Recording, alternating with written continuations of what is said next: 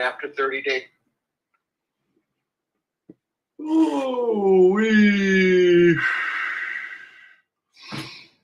hello, hello, hello. Welcome to WyzGyz Entertainment. This is your host, Wyman.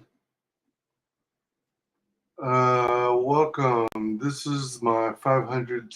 Oh, what's going on? Oh, right. I was testing out Rumble. All right, so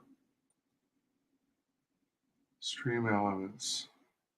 Oh, wait, what? I have part of stream elements working? Huh. Oh, you know what? That might be. Wait. Is that tied to my Discord? No, it says it's tied to my Twitch. That's interesting. Oh man, so much social media out there to keep track of. Excuse me. All right, so let me try. Oh, fudge nugget. That's right.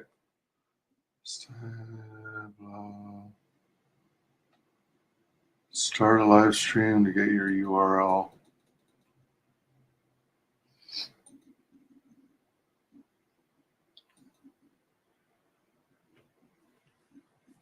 The below URLs will update to your active live stream, make it easier. How come I have nothing listed?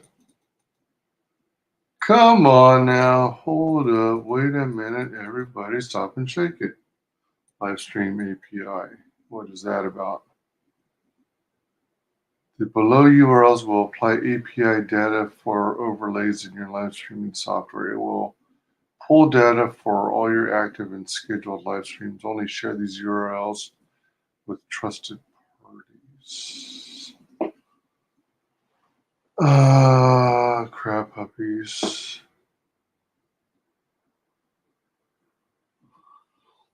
I don't have overlays. Gosh darn it.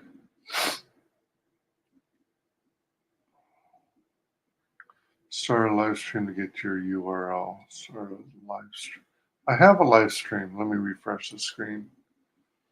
Maybe that'll make a difference. It doesn't look like it. This is irritating. I still haven't figured this out. Go to set up a live stream, go to live rumble.com/live stream above.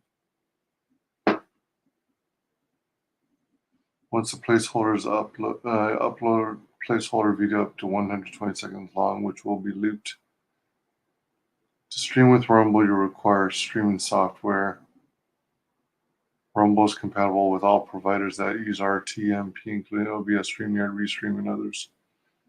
Visit our help center for more information.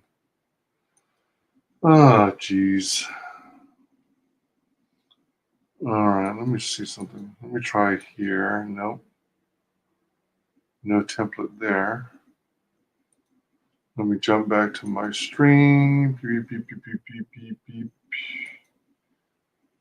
Edit Rumble. Remove Rumble.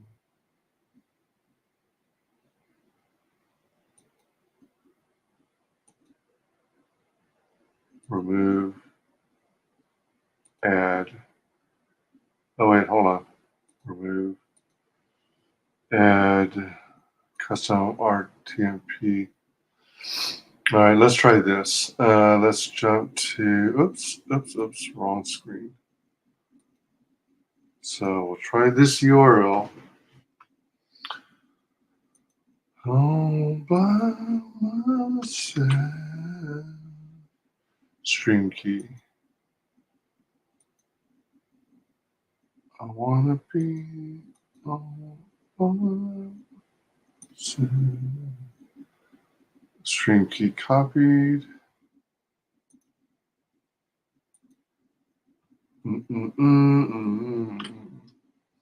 So we got that, and then nickname.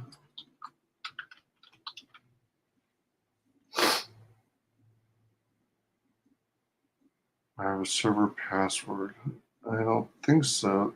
This is not common. Some platforms will give you a username and password for your server. One example is dacast.com. Most platforms don't do this. Okay. All right, so save changes, RTMP server added. Ah, we're having trouble streaming to your destination. Is it possible the stream was ended or deleted on the destination? This can also occur if the URL or stream key is incorrect. We'll keep trying to let you know if it's resolved.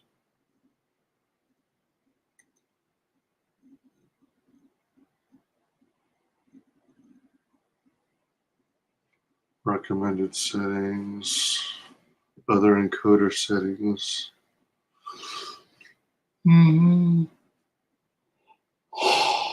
Excuse me.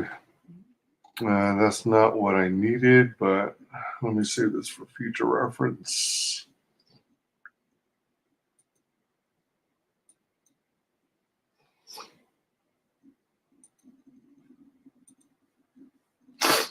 Excuse me. Let me see what happens if I delete this key since it doesn't seem to help.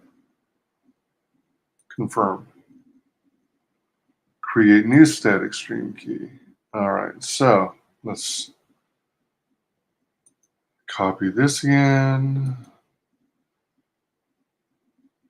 Remove Rumble. Add a new RTMP. Paste URL.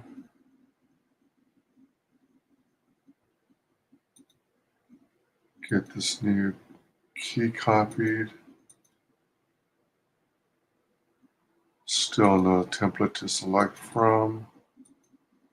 I'm not going to even, oh, all right. So it still requires a nickname. Save changes. Watch it glitch out on me. Well, it wasn't immediate, so is it possible that it actually, all right, let me go to my Rumble and see if anything's going on. I got to spend more time here because I don't know what the hell is going on with Rumble. Let's see who's live.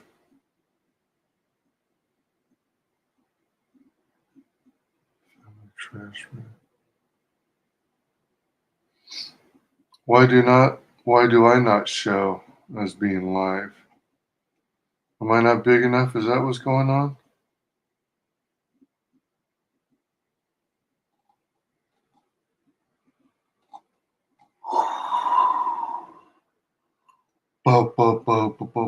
Okay, I'll show Sammy Bill. Sure, I have little to no followers, but still. Barstool. Why do I have this whole freaking thing on Barstool Sports? Wait, what? Top live categories. Continue watching. Somewhere along the line, I was watching somebody's Rumble test, I guess. My feed.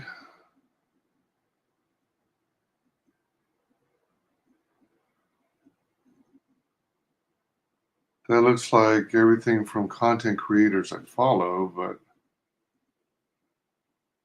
how do you freaking know?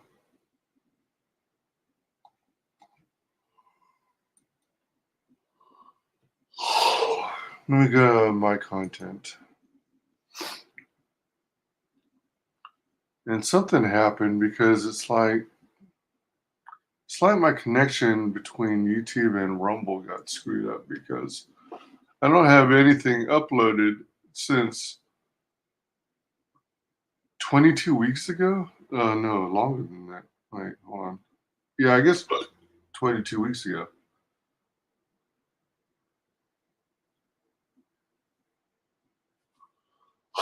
Excuse me. Beady. Live streams.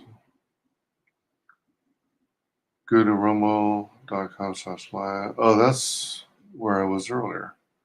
But I'm looking for my own stuff. Set up new stream. Dang it. I want to see my own. home, my feed. Oh wait, I was already there. Sheeped it. All right, so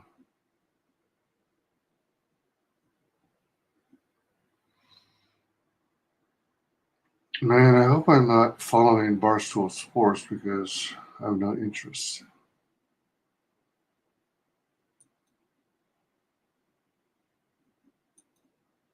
Well, let me go to dark mode on Rumble. That's better. Not as bright. Oh no! Oh crap! Rumble's still having issues. I don't get it. I don't know what the hell I'm doing wrong. All right, so let's go ahead and remove it. I'm just going to switch to Twitter again.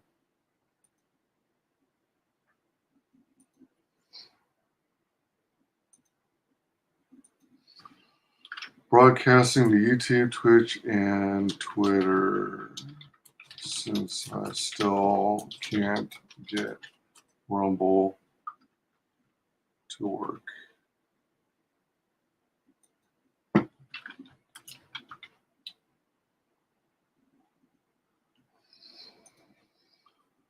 Oh, fudge. Well, it won't let me update it. The stream must be scheduled in the future and within 1 year. Please edit the start time. The stream is already live. You cannot edit the schedule. Well, I'm not trying to, really. All I'm doing is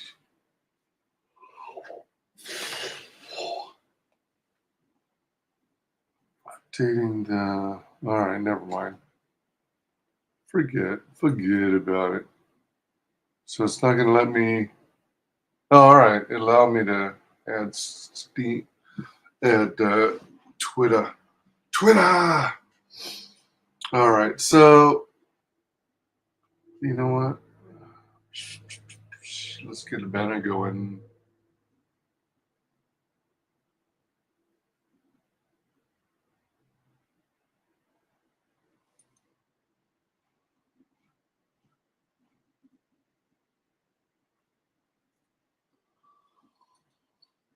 Excuse me. It's like I haven't gotten enough sleep or something.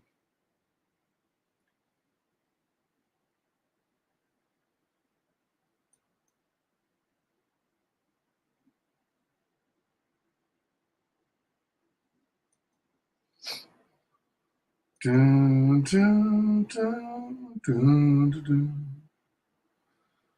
dun, dun, dun, dun, dun, dun, dun. Okay, so let's see. Let me see where I am on YouTube. Last I checked, I think I actually went up a couple. That's comments. Let's just go here.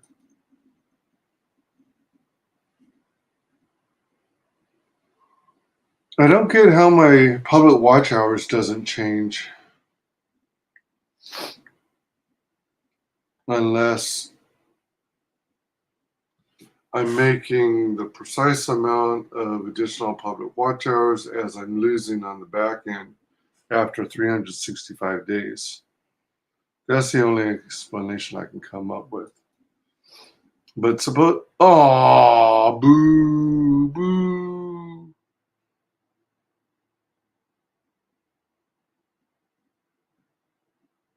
Wow.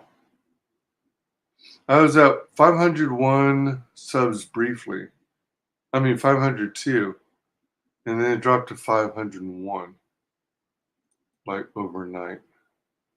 I don't know if YouTube's doing or if people are losing interest again.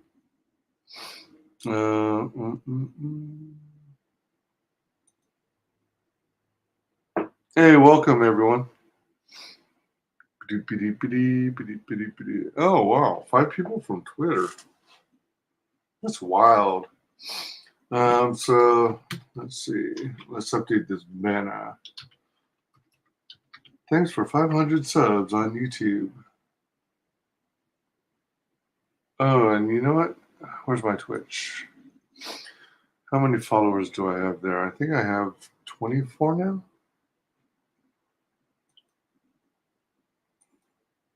Channel.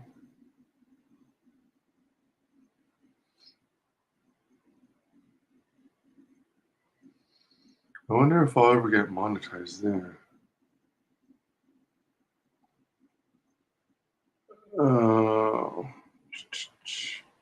There's like different levels. I think there's partners and there's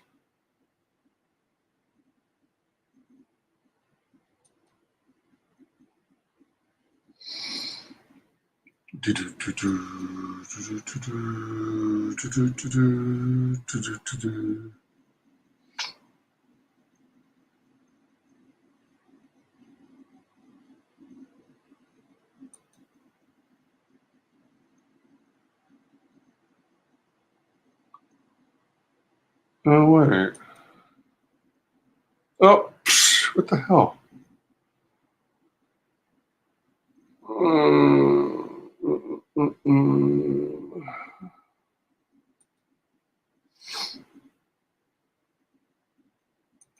Subscriptions, and then it says free channel, sub with Prime.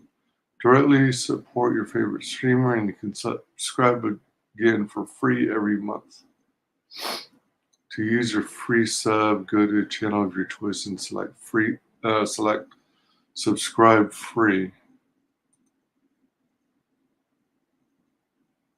And I got 4 gifted sub. Your sub anniversary is in 25 days.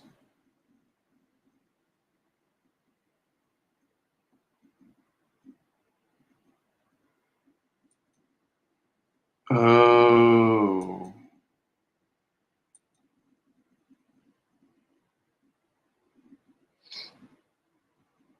Oh, I got a lot of expired subs too.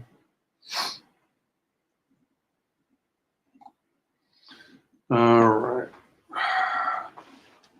For a minute, I thought as an Amazon Prime member, you could actually subscribe to a whole bunch of channels for free, but it looks like you're restricted to one free sub for 1 month on Twitch.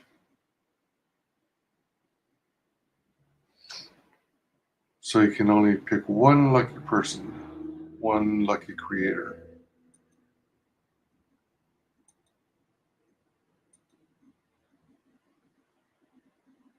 I don't even know where to look for this. I was trying to find oh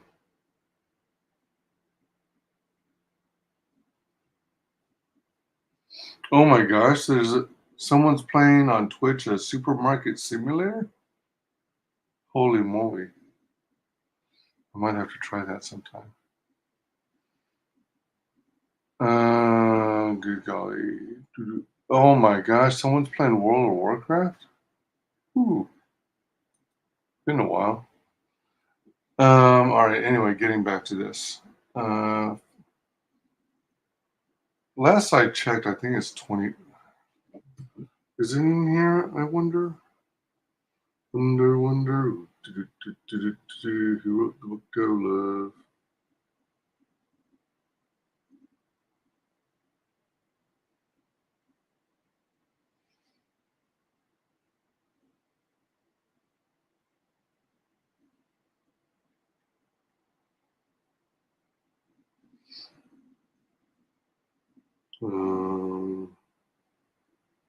Twitch. Oh wait, what? No, oh right, that's something different, isn't it? Pardon-moi. Twitch. Stream summary.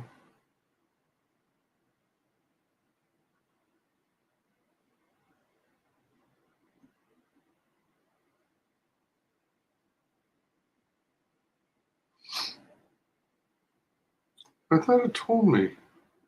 I guess I'm thinking that, oh.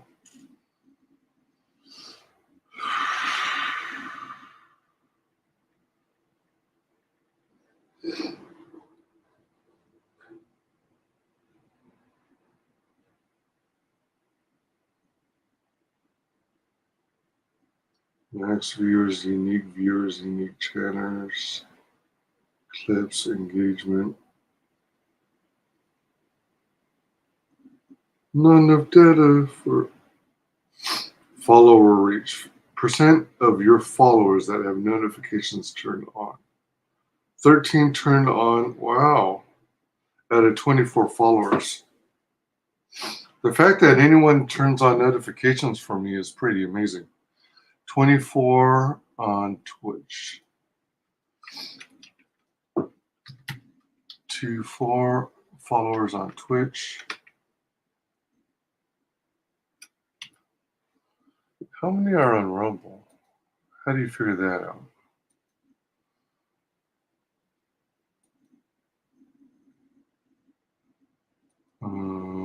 I see how many likes there are, but is there anything? I don't have any recurring subs.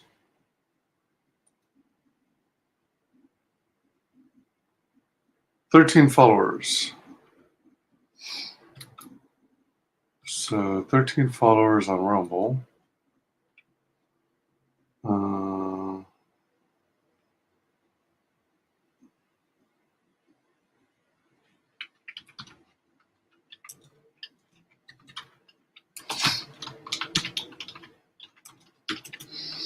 And then how many on Twitter? Tweedly-dee-lily, tweedly-dee-lily, tweedly-dee-lily, tweedly-dee-lily, tweedly-dee-lily, tweedly-dee-lily, tweet, tweet, tweet, tweet.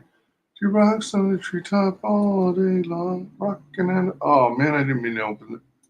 Didn't mean to close that. Up and bop, just singing that song. All the little birds on Jaybird Street like to hear the birdie going tweet, tweet, tweet, rockin' robin, tweet, tweet, tweet, rockin' robin, tweet, tweet, tweet, go rockin' robin, 'cause we're really gonna rock tonight. Profile.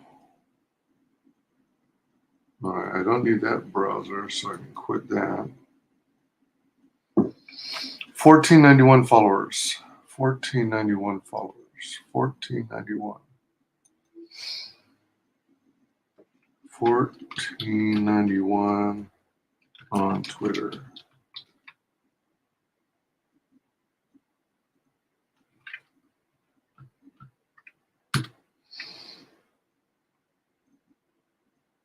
All right.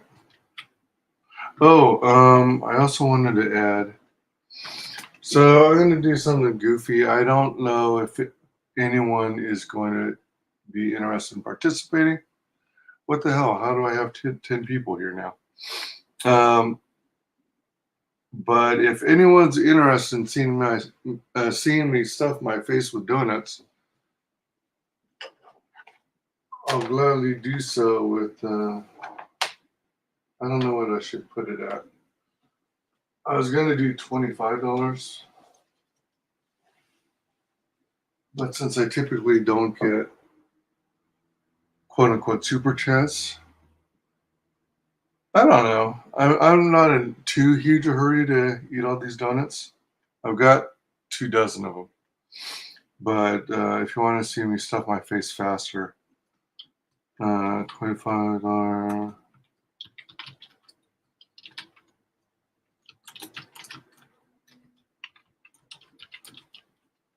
Should I take a giant bite of one donut of your choice, or should I eat a whole one? I don't know. All right, so for now, I'll take a giant bite. I'm going to eat some anyway because I love donuts, and that's why I bought them as well.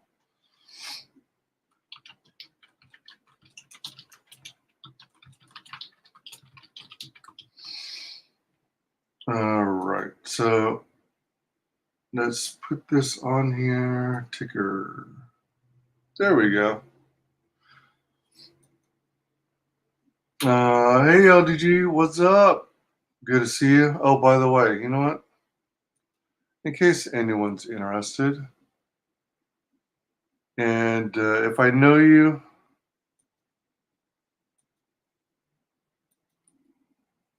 you're welcome to hop on if you're interested. Um, it's 9:30 Eastern right now.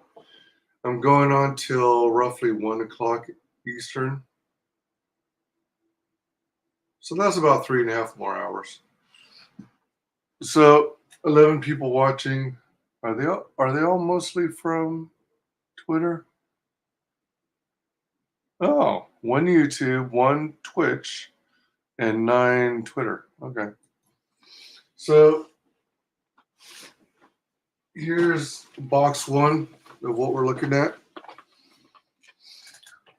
So it looks like we've got what I think are 2 apple fritters. No, actually 3. Hold up.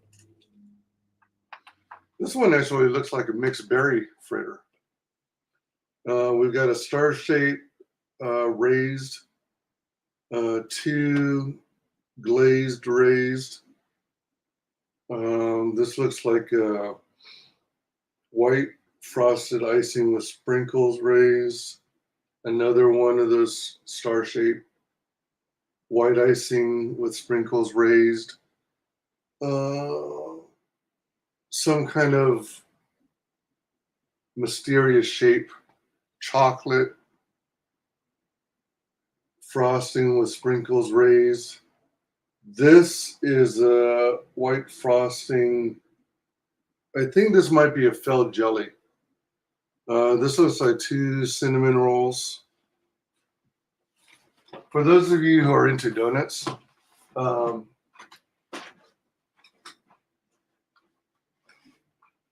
or for those of you who don't know, typically all the basic donuts, all the raised ones, they're the ones that they typically are advertising when they say baker's dozen, which is 13.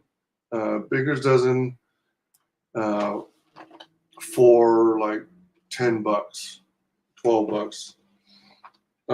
But whenever you start including fancier stuff like the twisted bars and the filled buttermilk bars, then those tend to cost more. Apple fritters,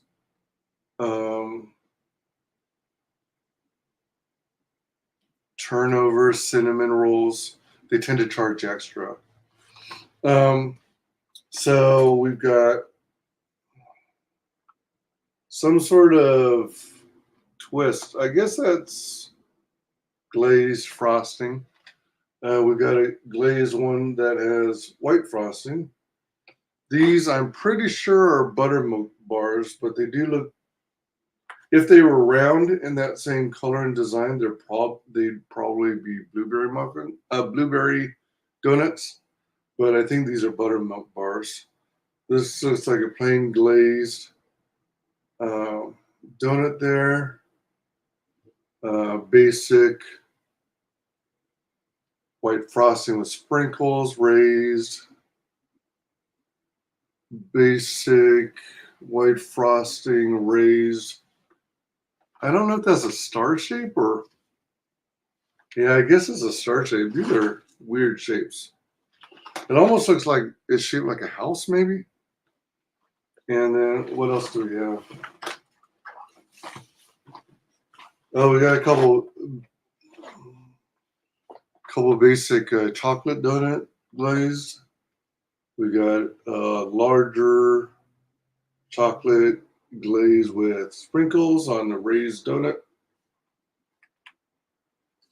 And then this guy here, I'm guessing is.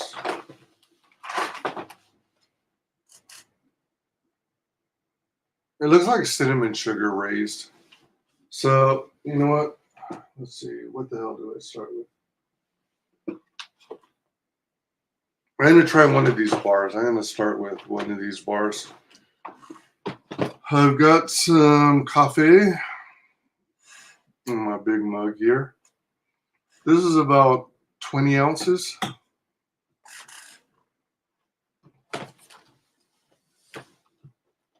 I was doing a bunch of stuff this morning earlier. Got up at 6 a.m. I almost went back to bed, but then I figured I'd be chancing it because I probably have a repeat of what happened the other day, where where I heard the alarm. Unfortunately, I stayed up late the night prior, so I set my alarms thinking I'd cover myself. Um, but even after the alarm rang, I heard it. It rang at 9 a.m. when I was supposed to start the stream, and then moments later, I went back to sleep. Yep, yep, mm-hmm, yep. That'll do it. So anyway, so I'm gonna set these over momentarily, unless I happen to get like a quote unquote super chat, unofficial super chat. Since I'm not monetized, I'll basically chow down at my own leisure. And then if let me see. If anyone thinks I should change that to read $25 super chat for an entire donut, let me know if that sounds more worthwhile or equivalent. So let me see something here. I want to go and do.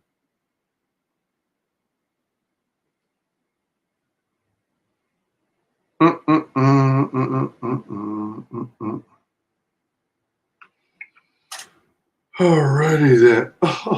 Alrighty then. Alright, so that's that one.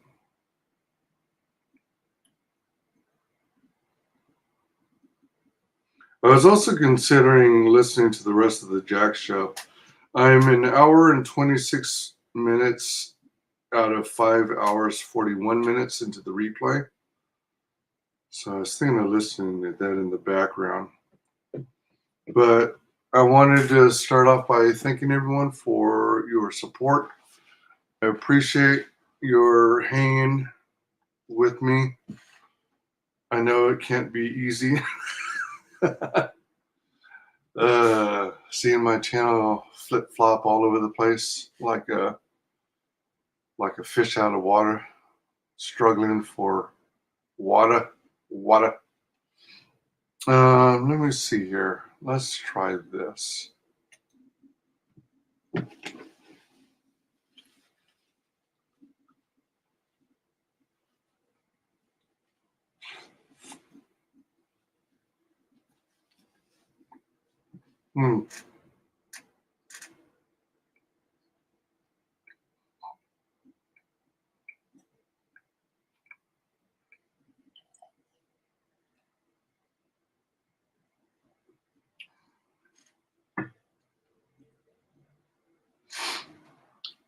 I should mention, if you caught my previous stream, you'll know that I did well, not previous stream, but from a couple days ago. When I planned to do, actually, holy moly, frick. Wasn't it last Friday when I originally planned to do the five? Was it last Friday when I initially tried to do this stream? Well, in any case, so maybe it was Monday.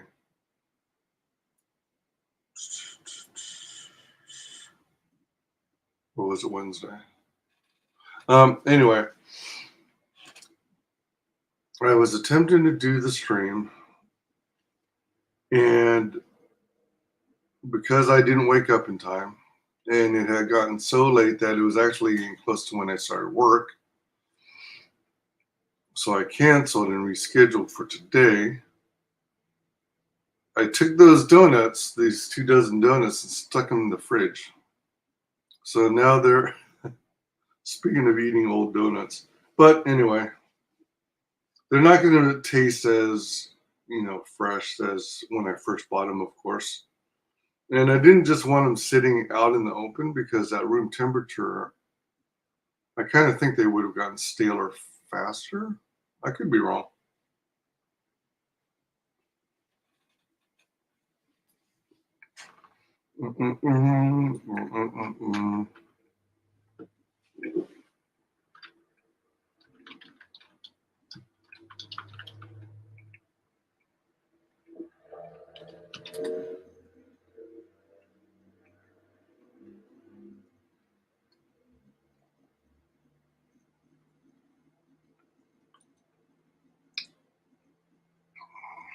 All right, I'll tell you now,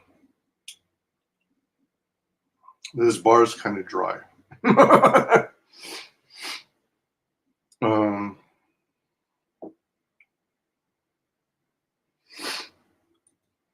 all right, so what the heck? I didn't want that website. All right, so I'm gonna try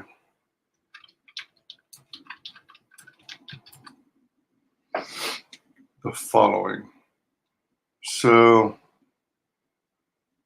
oh, here it is. I want to play some rounds of Oregon Trail. For those of you who don't know, this is like in the U.S. pilgrimage days where, um, like for the gold rush, as an example, where people on the East Coast from the original Americas traveled to San Francisco. So but in order to travel, they were using the old wagons you see in the Western movies. And they face all kinds of challenges. They face all sorts of challenges on their travels, diseases like dysentery, damaged equipment, wheels would break, axles would break. And a little game called Oregon Trail was created. And I was first introduced either in the late 70s or early 80s. But I grew up with it, and to this day, I still enjoy it. It's okay. All right. Wait, hold on.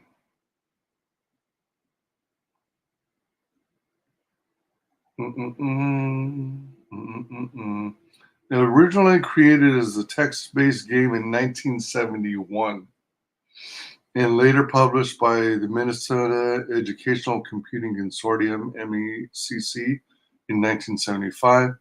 It was reimagined and released in its graphical form in 85 for the Apple II. The year is 1848, and you'll assume the role of a wagon leader guiding a group of settlers from Independence, Missouri to Oregon's Willamette Valley via a covered wagon. You'll make pivotal decisions on supplies, resource management, and the route you will take while navigating treacherous rivers and facing unpredictable events such as storms and disease. So that's a good description. All right.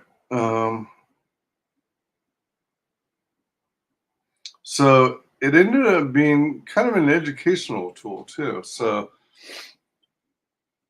schools back in the day were actually letting us kids play this game. So it's sweet. If you've never seen it before, I hope you enjoy it.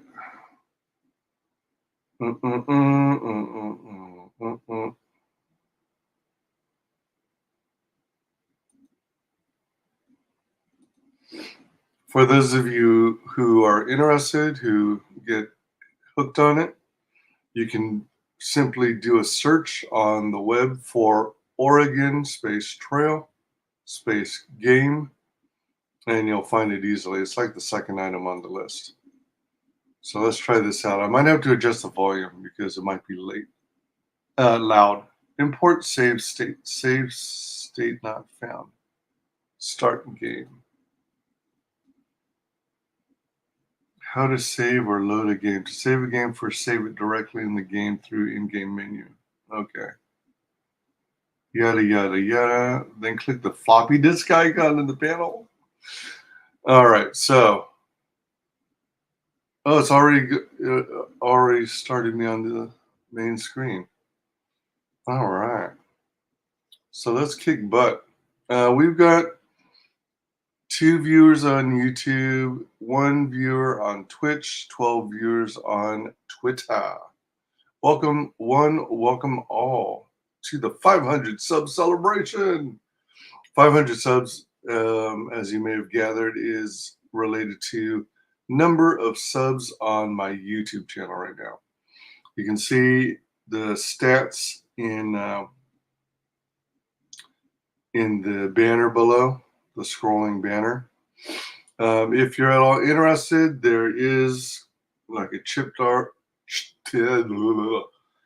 jar slash quote unquote super chat, which is through CashApp.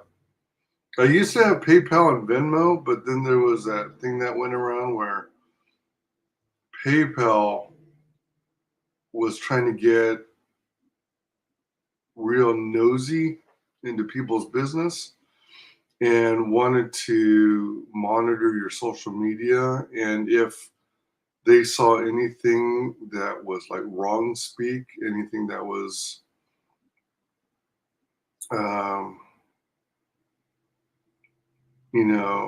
counter to what the talking heads wanted people to believe, then you were supposedly subject to like a $2,500 fine.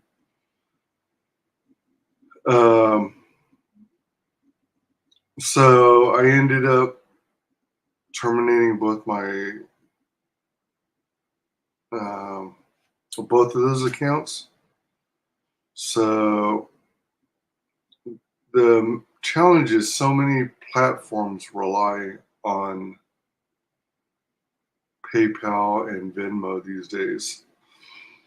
It's hard to cancel something you don't fully believe in because there are repercussions such as that. So I don't see any options to control audio on here. Oh, I got sidetracked again. So anyway, in terms of the banner, that's the whole story behind the Cash App instead of other options. And then if you're interested in seeing me chomp down on a chunk of donut, send a $25 quote unquote super chat. I may change that to an entire donut for 25. We'll see how things go. I just didn't want to make it so that I was in a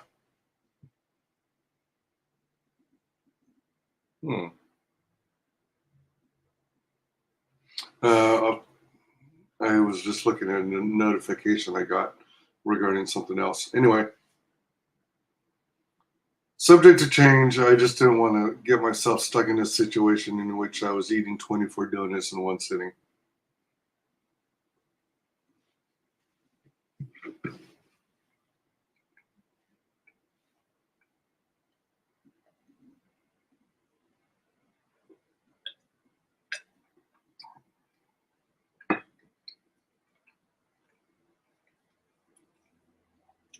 I just hope I don't have a lot of heavy,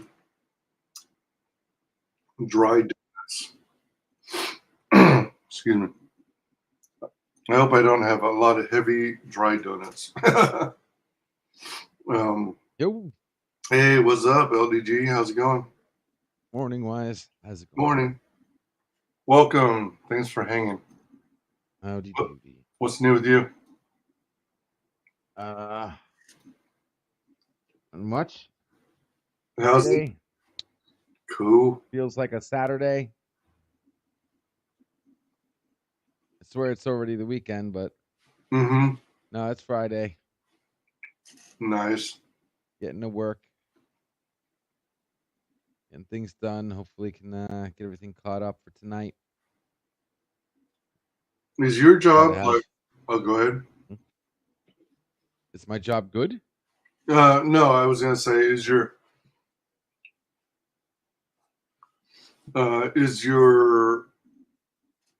job one of those kind of like 9 to 5s, Monday through Fridays, or do you end up having to work weekends? Oh yeah, I'm working all the time. Oh shoot. But whether or not something happens where I can say, okay, it's quiet time, I can relax, and yeah, maybe tonight, if nothing blows up in my face, I'll be able to have the night off. And by night off, I mean I'm always on call. Let's just say that.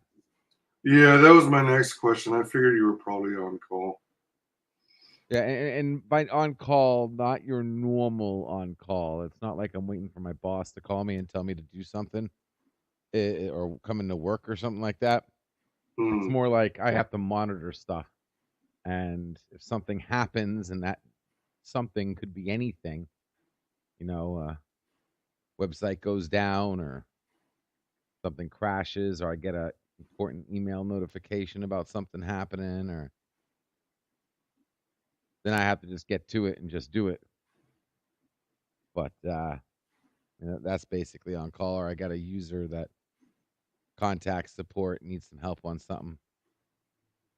But normally my regular hours are 9 to 5. Oh, gotcha. But I'm always technically on call. I just gotta keep monitoring everything and action shit as it comes up. And sometimes I get lucky, something happens. I'm like, okay, I don't have to do that right this second. Right. I can wait. I can do it a little bit later. And sometimes it's like something happened and I gotta fucking drop. I gotta stop breathing and do something right away. So yeah, I woke up to a nice little surprise this morning. Surprise, huh? Yeah, just broke 50K. Oh, really? That is a nice Yeah, surprise. Holy that cow. was a very nice surprise. Nice. So not to put any hindrance on your celebration. Grats on 500, dude. Totally. Considering that I was like on a 1 year hiatus, and when I returned, I was down to like, where was I? Like 480, 485 or something like that. And somehow I crept my way up to 500 again. That's surprising. That's kind of shocked me. I can't tell if it's because people are actively subbing and unsubbing from me, or if YouTube is doing that on people's behalves without anyone's knowledge. Yeah. Yeah, it's most likely the latter. Yeah, it's just bizarre. Most likely the latter. That's pretty exciting though. 50K. Excuse me. Mhm. Um,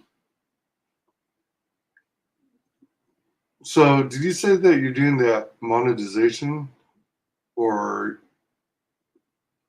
Nah, still working on monetization. I gotta get the hours.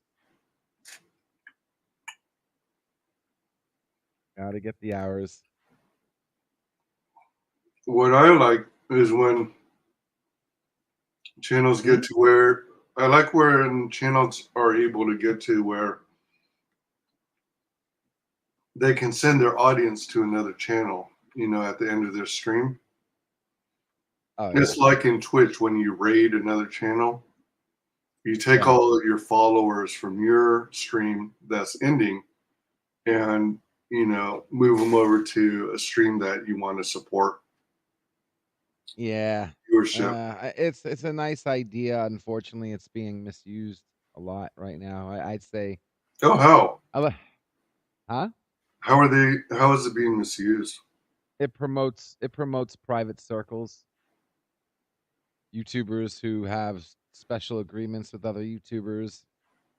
I mean, I you hadn't know what I thought of mean? it. It promotes this whole where if you don't play ball with a certain YouTube group, then you don't get promoted or you don't get rated, kind of thing. You know, Oh, that um, does suck. I I've always kind of view noticed that. I always viewed it as, all right, I like this person. They're cool. I get along with them. I like their content. Let's rate them. Yeah, yeah. I mean, that's the way it should be. Morning. You know, if it's, like I said, you can use anything for good or bad, right? I mean, you go to Home Depot, buy a hammer, build a house, or commit murder. So yeah, I mean, it's good on its surface, but I know more YouTubers using it to promote their own little get along gang that they have that's exclusive and runs on death by association, and then I do see YouTubers like you using it to literally promote like friends and stuff. So I don't see much of that. Hmm. I don't see much of that at all. I all I see is YouTubers doing it to support those YouTubers who play ball. You know what I mean? Yeah. Yeah. I'm trying to avoid getting involved in those kinds of circles if I can. It's almost impossible, dude. They're everywhere. I ain't gonna say names, but I mean it's everywhere, bro. Yeah. Yeah. It's really sickening if you ask me, but at least you can still do it. I mean, you can still promote another channel. Mm-hmm. It doesn't stop the good people from doing it and using it in a positive manner. Right. But I mean, this coming from a guy who, I streamed what 12 hours a day, and all I did was promote other channels. I didn't give a care who they were. Right. Yeah. That's the way You to do know, it. I mean, I was basically the YouTube guide channel for over a year. Mm-hmm.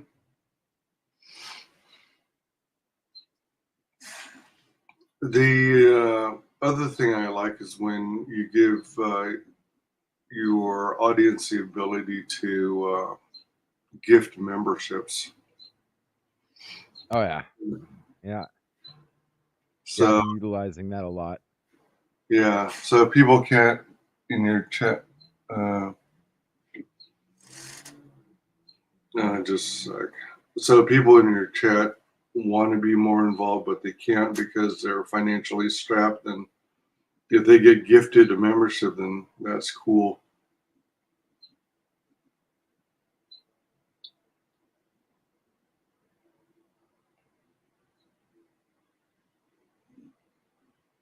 Can't find my phone.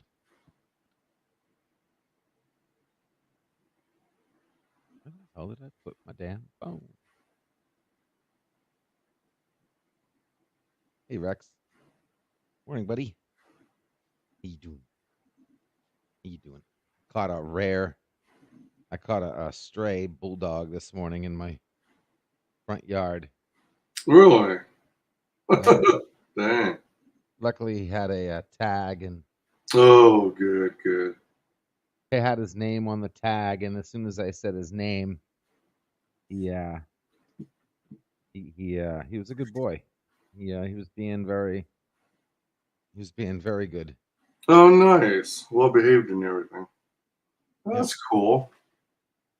So you got him returned to his owners? Yep. Yeah. He came around the corner. Cool. Eventually came around the corner, and I'm like, "Yep, this is yours." Yeah, it's kind of scary when you lose a pet and you don't know if they're going to return or not, or if you're going He's to a find big, them. big dog. Very big dog. But he was well trained, and he was friendly with me and everything, and hung out and chilled and stayed and didn't do anything. Of course, after the owner came by and gave him back his dog, went back inside the house, and I smelt like dog shit for. I had that smell on me, that wet dog smell on me. Oh,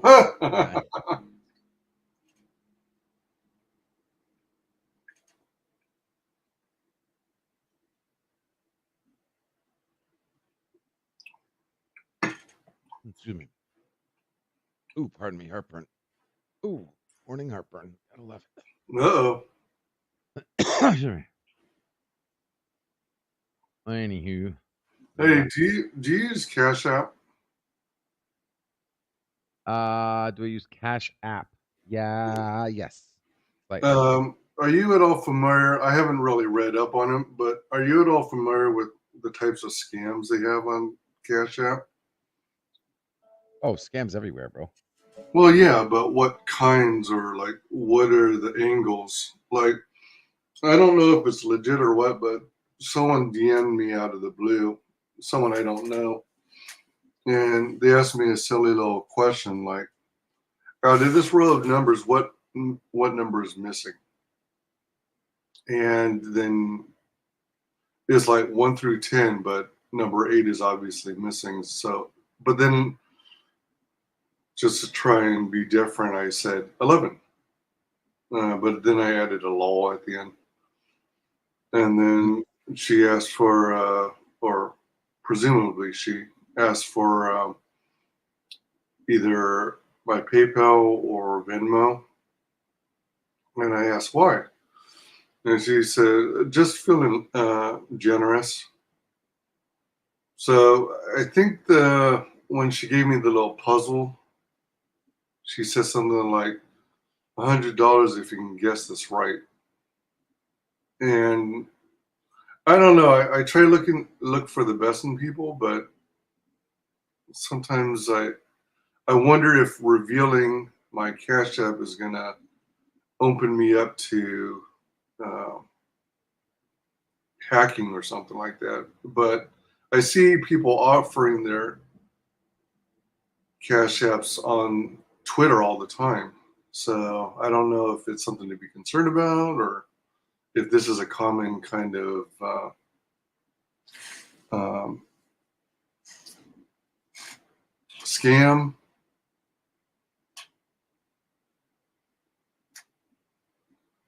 Yeah.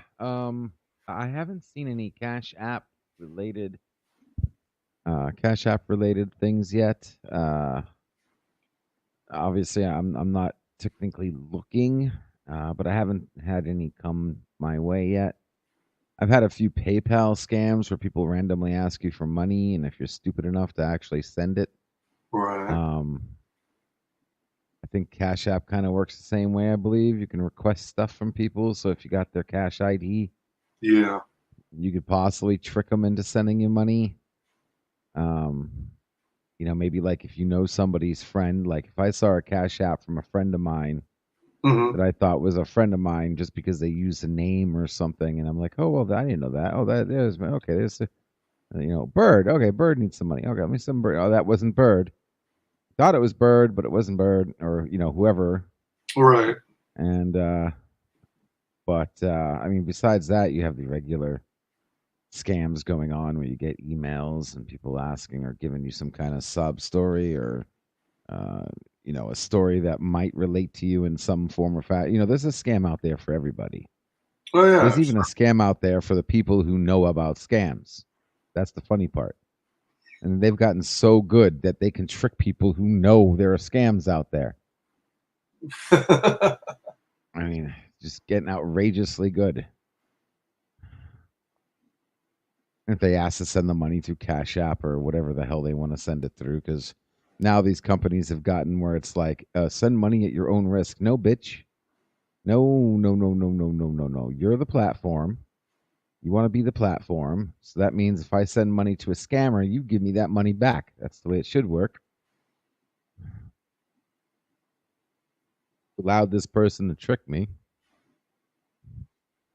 And there's no excuse for that because you're the platform. You should be able to tell me the information I need to know to make an informed decision and not just allow random freaking shit to happen, random messages to go back and forth.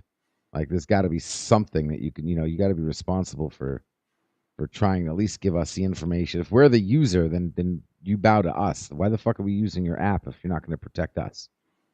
What's the effing point?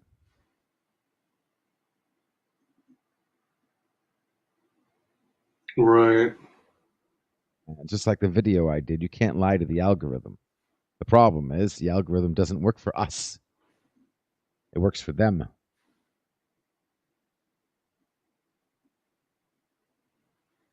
Shouldn't be able to. You can't lie to the algorithm. You can't deceive the algorithm. The algorithm knows everything.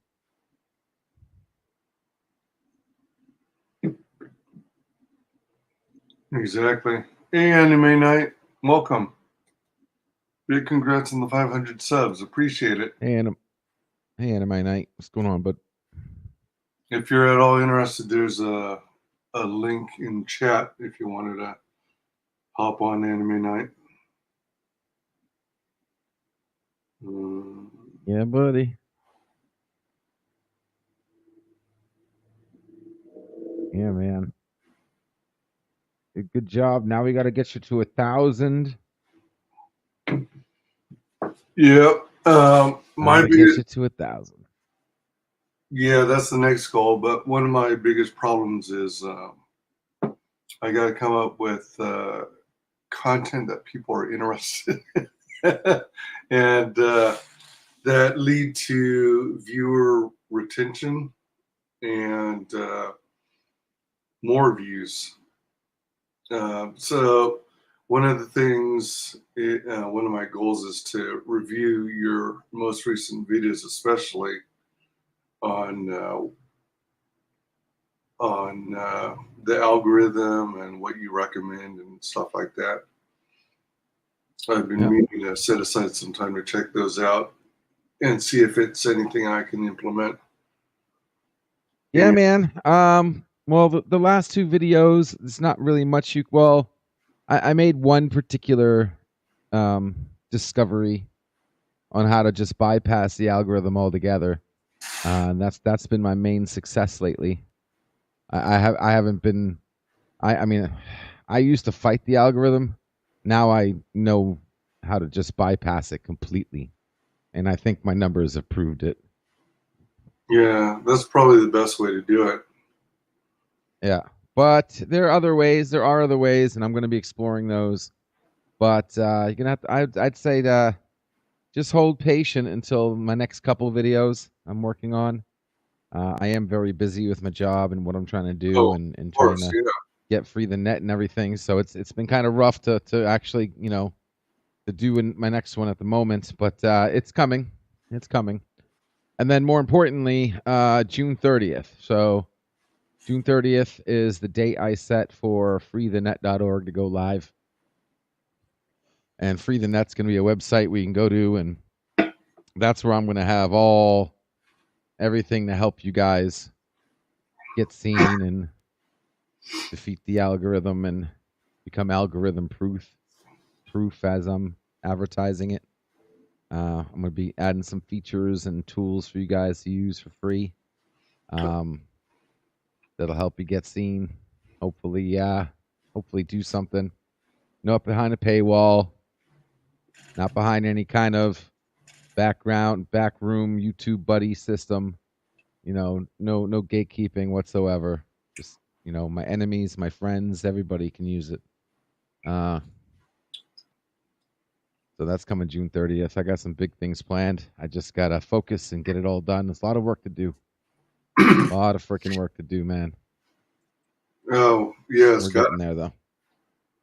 I don't know if it's like proprietary or hush hush kind of stuff, but will you be able to mention if it's based on like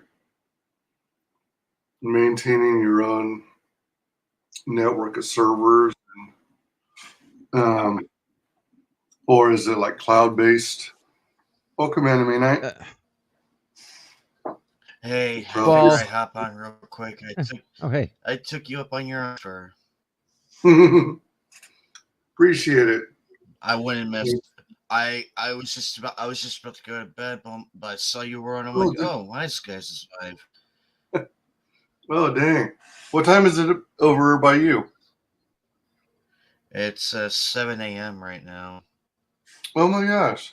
Ugh. You've been up all night. I have to be up in 4.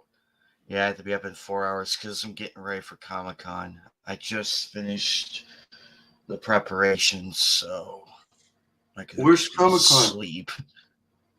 I'm going to Game on Expo in 4.5 hours. Oh So my I'm god. gonna be up there Oh, for dude, I'm gonna be Oh, you're on the West Coast. Okay. you better get some rest. or you, well, I wouldn't miss this for the world. I Oh, wouldn't shit. miss this. So No, thanks. when I saw you, when I saw you were live, I'm like, oh, why is guys on? Because I have a hard time catching your streams because I'm busy with everybody else's, like trying to help them out and everything, Oh, and then pumping out so many different videos and everything. And see you're on, and then I'm like, hey, this is one of the rare times. And when I saw what the title was, I'm like, oh, I gotta stop by and congratulate him before I I forget. appreciate it. I greatly appreciate I'm it. Yeah, I'm all over the I place, so it's no surprise that you'd have a hard time finding me live. I'm trying to maintain some yeah, sort of consistency because that seems to be the key for any content creators. yeah. I Um, mean, look at both of us. We both smashed our goals, and now it's onwards from there. nice. Yep, I'm yep, out of the yep. I'm out of the dreaded 200 one. I'm out of the dreaded. So All right. easy street to 500. Yeah, it gets a little easier as you get up there, and then I think it kind of hovers around 5 to 600 for a while, and then you start to creep up some more, and then it gets a little easier to 1,000, if I'm not mistaken. Um, Yep. Because I what? want to hit 500. Oh, go ahead. No, you go ahead.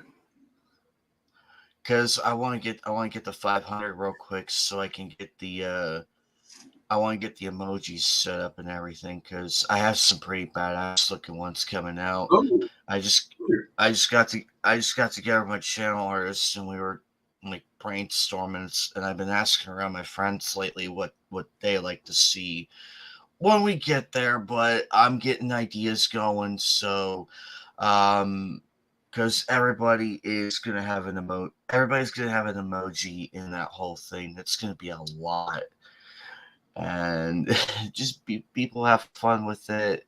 What was your question? Oh, you were about to ask something. what are the requirements or prereqs to enable emojis? That's a very great question. Let me look that Because up real quick. I was under the impression you had to be monetized, and Let's I'm nowhere see. near that because I don't have the public watch hours.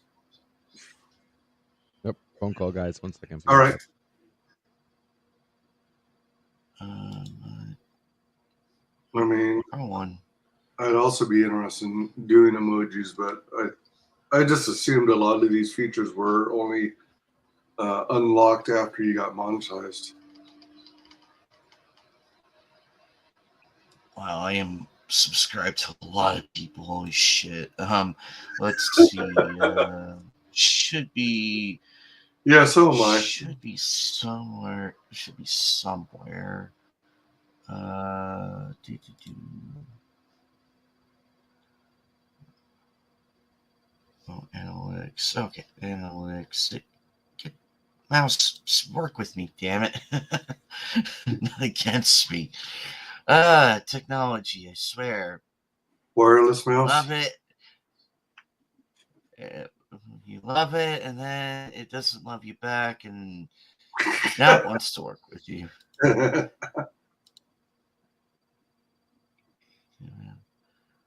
I think it has to be the first part from my memory.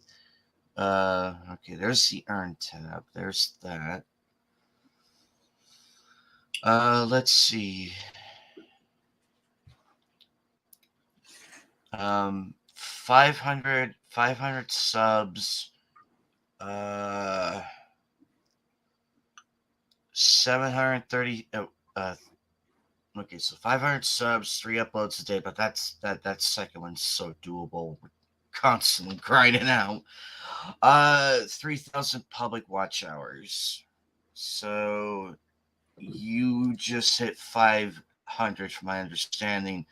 You just gotta Well, get 3,000. right, but that's all related to monetization. Hey, So Wise. yeah, Hey, I'm sorry, boss. Hey, guys, thanks for having me, but I got to get started. I just wanted to pop on and say hey, oh, but all right, looks like the phone calls are starting. So I okay, appreciate it, Wise. Anime, keep doing what you guys doing. Seriously, if there's anything I can do to help, man, you know where to find me. freethenet.org/underground. Appreciate nice. it. All right, take it Love easy, you man. guys. Stay Have fun. good. Yep. Bye. Bye. Um, so it sounds like you're looking at the monetization section. Yeah, because my brain can't work for shit right now, given how tired I am right now. But Are you I'm going to able try? to do. Oh, go ahead. No, go ahead. I was finished. Are you going to try and do a power nap before you, and then get back up, or are you at this point going to just stay up and try and power through it? I'm gonna probably. I'm probably gonna take probably a 4 hour nap, and then Oh, get that's a up good idea. eh, because I know for a fact we're gonna be there for practically all day, and I know we're gonna be doing a lot of activities, photo ops with other cosplayers, and getting in lines to get the autographs and everything. So Who do you want to get autographed? I I'm getting Tifa, the million dollar man, Ted DiBiase. I want to get it because a lot of my favorite wrestlers are passing. I want to get it so that way I have something, because I missed out on Stan Lee and Kevin Conroy. So I ain't getting robbed of this. Probably a few others because I have the budget to do it now. So because Nice. I already paid all my personal shit, like all the personal bills, everything. So Cool. at the beginning of this month, so I'm like, hey, extra money, so I'm able to do stuff finally. But so it looks like you're at 500 from my understanding. You're literally at 500. So Hmm. all you really need is just the 3,000 public watch hours. Yeah, Um I need that. There is an option or an alternative if you don't have the 3,000 public watch hours. There's the option of getting 3 million views of YouTube Shorts within. Welcome, Takame.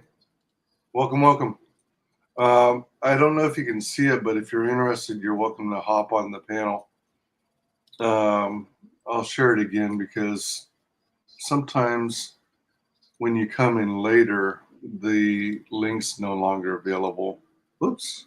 Oh, I'm sorry. You were saying? Oh, or as I was saying, 3 million views of YouTube Shorts. Um, and which seems like a lot initially, but then if you figure YouTube Shorts are quite popular, people click on them all the time. I'm evidence of that. And if you set it up just right, so it feels like an endless loop, excuse me, then it's not uncommon for someone to be watching uh, a short and then it repeating several times in a row. I'm guessing every repeat is considered a view. I could be wrong, but that's my guess. So mm, you either get the 3,000 public watch hours on your regular videos and live streams, or you get 3 million views of YouTube Shorts. But then on top of that, you have to have you have to have 500 subs, and you have to have now 3 uploaded videos, which I already have done. From what Yeah. I'm told, live streams also count as 3 uploaded videos. Yeah, But that which is a blessing. Otherwise, if it didn't count, then why the fuck am I doing this? right. But fortunately, it's only 3. Yeah, But which is a miracle in of itself. Because people, it's like, oh my god, I upload 3 videos a day. It's like, no, you don't have to do that. It's just 3 videos in total. That's it. That's it. 3 video uploads in the last 90 days. Mm-hmm. Which is doable. Because you got the live streams and you got the average videos and a short here and there, but it does count though. It does count, and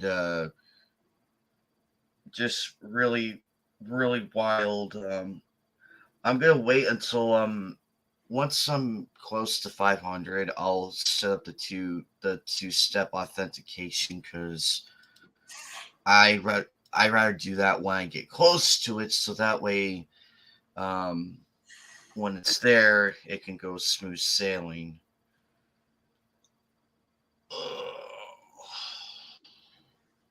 Yeah, but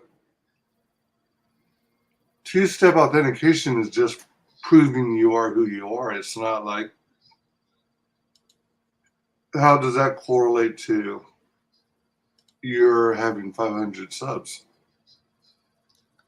Oh wait, it wants me to verify it. Not yet. I'll do that later. Actually, then I'll do that later. Well, because it's part of it. Like before you apply, make sure you have like the 2 set. I've been Um, meaning to do it. I've been meaning to do it, but I just been so fucking busy. And every time I see it, I'm like, damn it, I forgot to do it. so is this Comic Con? Where's the Comic Con? It's out here in Phoenix. We have 3. No, wait. No, we have let's see, we have TayuCon at the beginning of the year, then Fan Fusion, Game On Expo, SabotinCon. So we have like 4 different, and then Anime Arizona. Do you go to all of them? So far I've only gone to 2 out of the 4, but I'm going to 3 this year, so I'm gonna try and, because I don't want to overdo it. I mean, yeah, they're months apart and everything, but at the same time, like, would I have enough energy to go like consecutively? Because there are a lot more cons I would love to go. I would love to go to, but I am so limited by my RL job, so I can only request off like every now and then. Gotcha. But since they know what Comic Con is and everything, I think I think I'm pretty much okay to like request it off. If it's like in advance though, that's the only catch. Does do Comic Cons have it all? Like,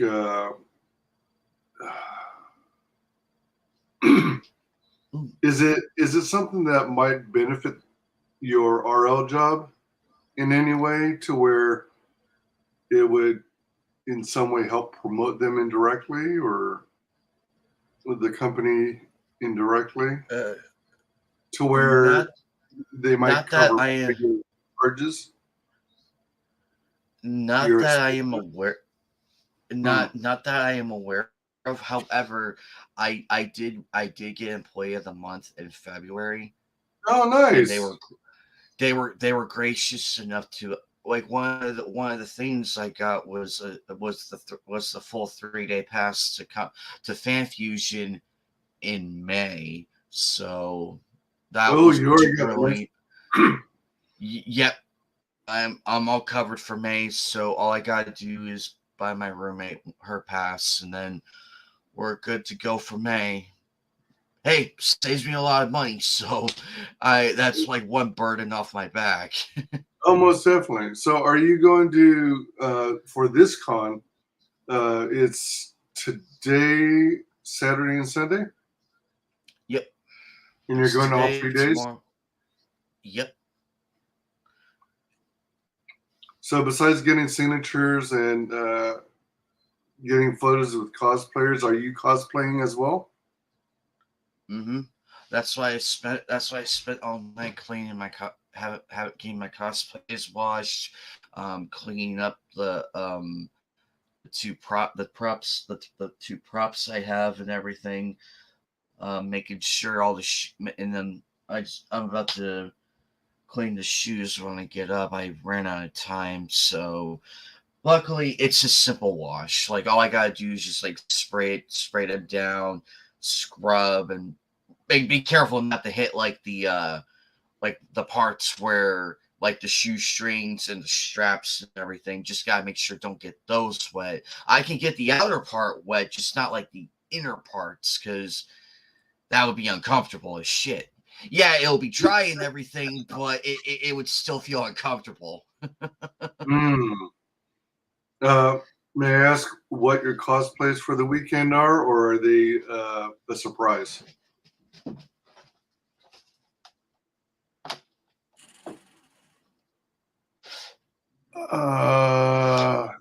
Shoot, Hey. that should be familiar.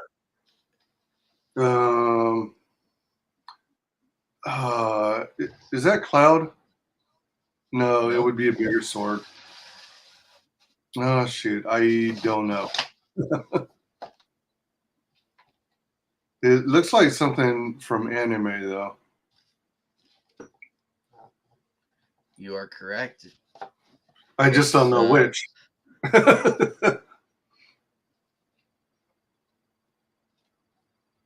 I'll give you a hint. It's one of the Dragon Ball Z characters. Oh, shoot. If you want another hint, picture's worth 1,000 words. Give me a minute. Trunks? Yep. I'm going as Trunks had a sword? Yeah.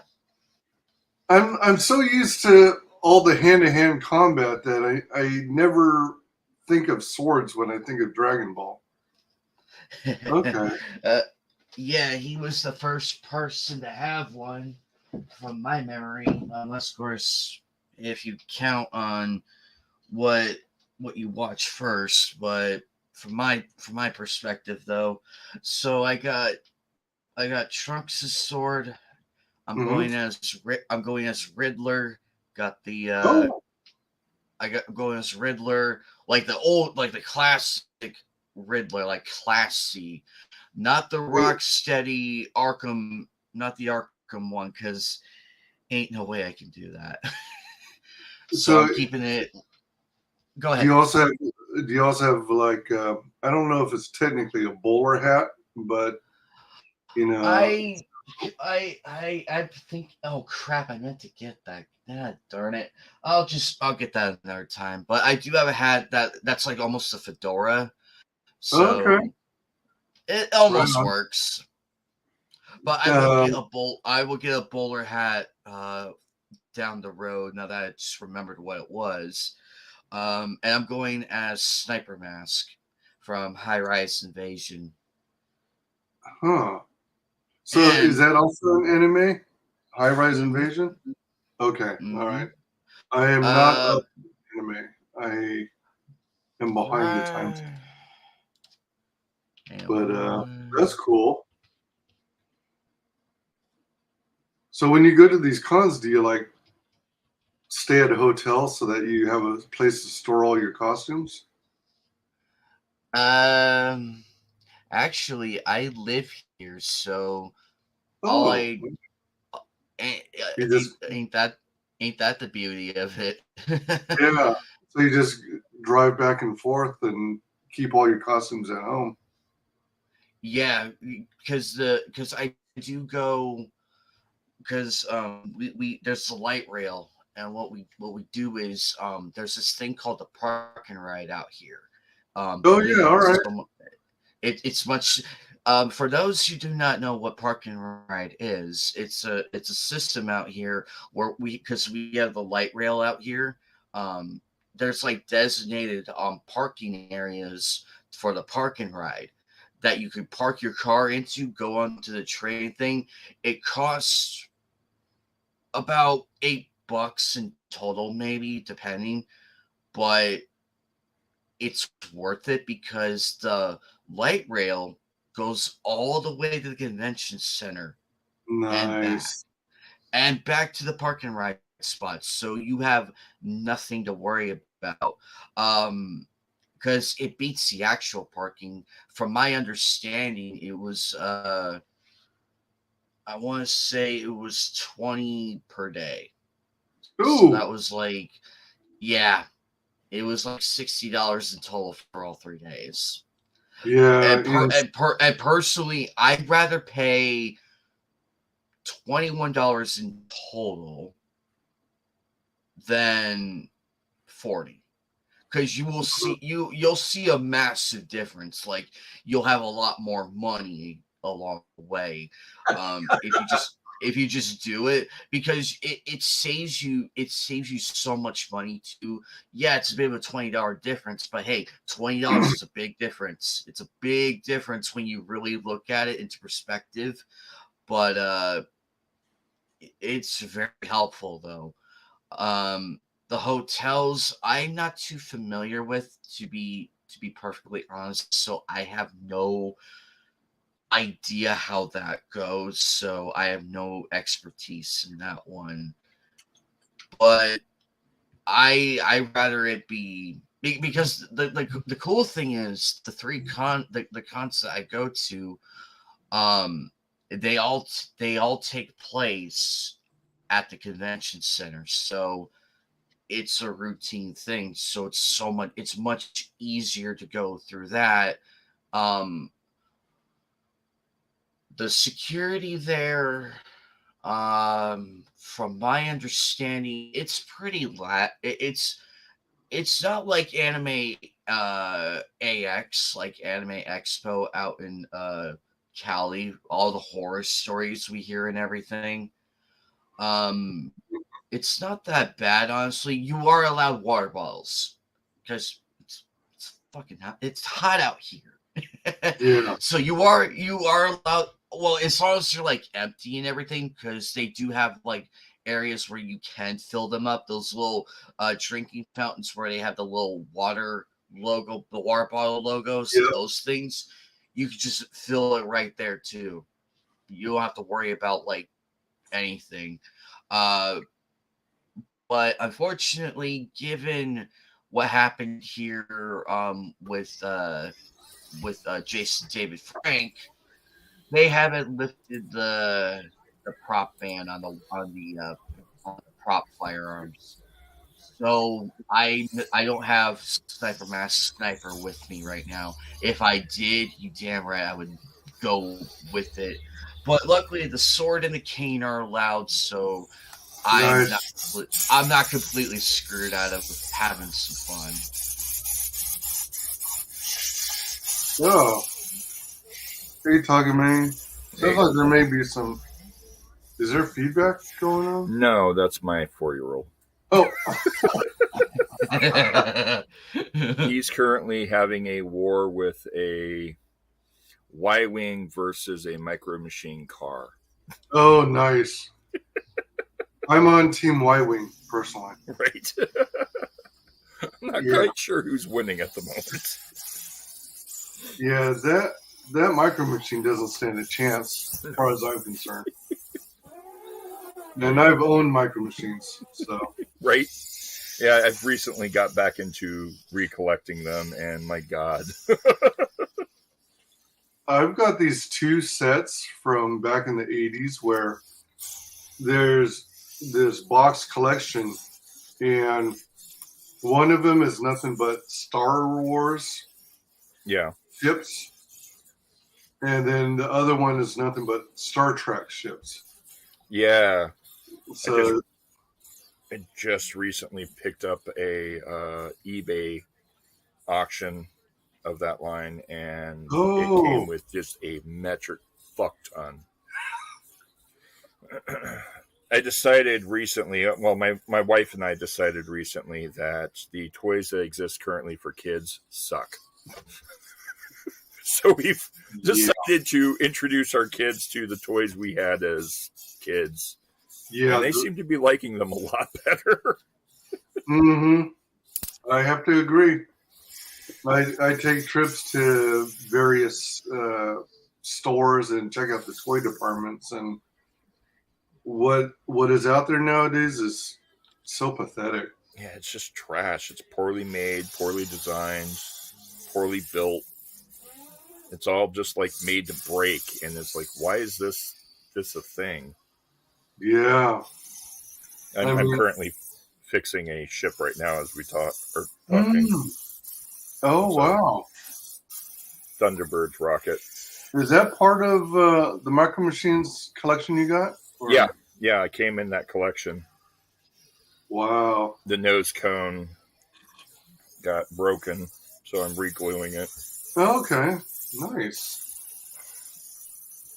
Yeah, I'm particularly disappointed in the Transformers line. I know. Holy crap, dude. Like, the Transformers have gone to shit. Yeah, it's cheap-looking plastic. Very little in the way of a paint job. Yeah. No die-cast metal anymore.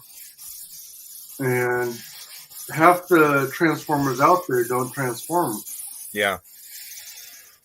Or if they do, it's very minimal. It's like a disgrace to once was. I grew up with G1.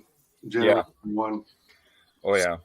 And that's been kind of my thing with my kids, is introducing them to G1 and some of the G2 and G3.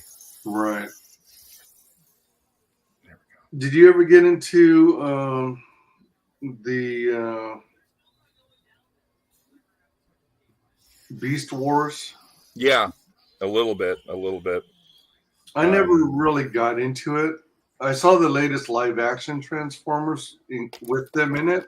Yeah. It was kind of neat. But I've never been much of a fan of Gorillas in general, so I didn't care for him as Optimus Prime. Yeah, I didn't understand why they made him the main Optimus Prime. That was weird.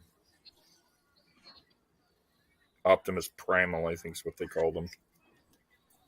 Yeah. There we go. Keep that nice screw in there, even though it's useless now. Oh. I basically glued the screw in because the socket inside was stripped out. Oh, yeah. So, I mean, there's no point in removing the screw. Even though it's stripped out, I just glued it in place so it still holds that original, authentic look. Okay. Yeah, that makes sense. Yep. Looks good. Looks like a clean repair. Yeah. And that's something I've gotten into doing when I'm working. It's a good way to take my mind off of whatever I'm developing or building or whatever new prototype I'm on. This is going to be interesting once it comes out. Okay, what is that? This is a prototype base design for figurines. Huh. It's got I don't know if you can see that. Green indicator light? Well, that right there is a US or micro USB port. Right. All right. The green indicator shows that the battery is running. Okay. And then that little white thing on top is a ultra high resolution LED. Ultra high resolution LED. Yep. So I forget what they're called. The Cobb style LEDs for Cobb lights that you know, rope lights. Okay. You take one of those out, you put them inside this chip, and then effectively there's a little selector light or button on the side. All right. And by pushing that button, you can choose what color light comes out the top. All right. Okay. This is something I'm prototype developing. So have your figurine on top. Okay. And then run fiber optic inside your figurine. Put the fiber optic through the foot of the figurine. Put the foot over that little spot. Okay. And now you can choose what color your figurine lights up as. Oh, okay. All right. So now you can have fiber optics inside your figurine. So you want to have your cyberpunk figurine shooting a laser pistol. You can put the fiber optic down the laser pistol barrel, attach it to this, program an animation, and the barrel will flash. Oh, jeez. Instead of painting the barrel to look like it's flashing, the barrel actually flashes. It actually animates. You can program animations. Oh, wow. All right. That's different. That's what I'm working on right now. This is a prototype design. I don't like how big it is because of the battery. I'm looking at going with a watch-style battery. Yeah, I was going to say. What size battery are you using now? I'm using a 3.7 volt, 170 milliamp LiPo. Okay. Which it's a good sized battery, but I'm really considering switching out to this, which is more thinner profile. Okay. Yeah, much better. Which is your watch style battery. Right. Which I know it will power the Arduino that's inside this. This is a Arduino Gemma. Here, I can show you the Gemma here in a minute. So you're looking to lower the profile of that a little bit? Yeah, I would like it to be more 1/4 inch. This is just shy of an inch. This is like 3/4 of an inch. What if you use too tall? 1/4 inch? Couldn't you also get away with the other button battery that's much smaller diameter but a little thicker than that flat watch battery you were showing? You could, and that's kind of where I'm. So the one that's in there right now is this one, which is just shy of 1/4 inch on its own. Oh. And it's a more powerful, beefier battery that has longer length and power for it. The only problem I have with it is that the problem is the circuit needs 3.5 volts minimum to run the circuit. Oh, all right. So the watch battery will run that circuit, but I don't know for how long. And the last thing you want to do is in a 4-hour game have your animation suddenly turn off. Yeah, because these are for your tabletop RPG figurines. Yep. And you don't want to be, you don't want it to be more or less stuck on the lanyard on the USB cable. Constantly. Exactly. Okay. All right. Now I have another design I'm working on. So here's the Gemma. Arduino Gemma. Oh, all right. These are gorgeous. Absolutely gorgeous little micro systems. Is that something you could buy off the shelf, or did you build them yourself? Yeah. A Gemma, Arduino Gemmas run about $10 on average. You can usually get about 4 of them for $25 through Amazon. And these little beauties they're very lightweight. They have 512 bytes of built-in RAM with 512 bytes of supporting RAM at a 8 hertz processor. Oh, all right. So they're good for small electronic operations like lights and such of that nature. Cool. So that's what I've been currently working on. I'm looking at releasing here for my upcoming comic something where I'll have a board game that goes with it that will have light up figurines. Oh, so it'll actually come with some of those bases in the game? Yes. Wow. For the people that back on the higher tier. Oh, nice. We've got a whole line of stuff that we're prepping, myself and Krager. I just haven't fully announced the product yet because I want to make sure that everything is sorted out before we actually announce what we're doing. But latex, the plan for latex is to basically, after probably, I want to do 2 or 3 issues before I do this, but I may just do it after the first issue. My plan is to take the IP and make it public domain. Really? Yep. Huh. The idea to latex is creating a entire Avengers style universal IP where anyone can create a storyline within that universe. So effectively, the independent community has their own SCP or their own Avengers. So this is... Oh, go ahead. And basically, so that there's a base concept of a Power Rangers type X-Files problem-solving group called Latex, and they're everywhere because the word latex is a common term used. So the organization's called Latex so that you can commonly talk about latex in public conversation and no one's aware that you're talking about a secret society. And then the idea behind the concept is all the characters wear latex masks to hide their identity. Okay. And they wear latex prosthetics because they're spies. And they're infiltrating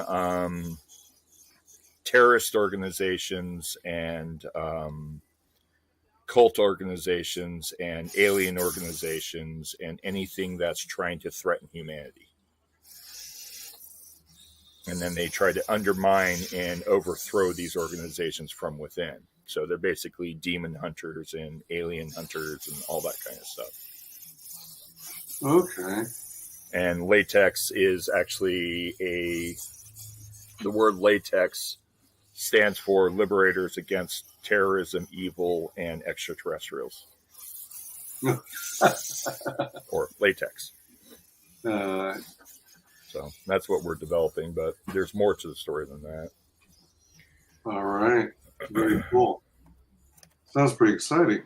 Yeah. Then, yeah, I'm working with Krager right now, and possibly some other people. We're just trying to get all the paperwork sorted out and get the preliminary designs done, and then we'll be probably making it more public here April, May. Probably May at this point. When you said you're working with Krager, is he the same one who had that book about the gal with the hammer? Yes, Hammer. All right. Yeah. That Krager. All right. That Krager. That's why you're seeing Krager popping up in a lot of my live streams and what have you, is because he got pulled in to work with us on our project, and then we're helping promote him and helping to increase his presence in the community. Oh, cool. Yeah, I'm looking forward to him completing the hammer project, and I'm waiting on the. He had these. I think they're called drawers or that he builds himself. Yes. And yes. I'm waiting for those to come in the mail. I hope he didn't send it to my old address. I got to touch base with him. Yeah, touch base with him. He's very personable. Yeah, he is, definitely. I've had him on really good guy. Had him on my show 2 or 3 times, I think. Yeah, he's a really cool guy. You would definitely enjoy chatting with him more. Oh yeah, most definitely. And then his other piece, Jawbone Death, that's currently finalizing here soon. That's a really good one. Look into it. I think it's still live. If you can back it, it's a really good book. What is it called? Jawbone Death. Jawbone Death. Is that on Indiegogo or Fund My Comic or? It's I believe Indiegogo. It might be Fund My Comic. Let me check. I forget.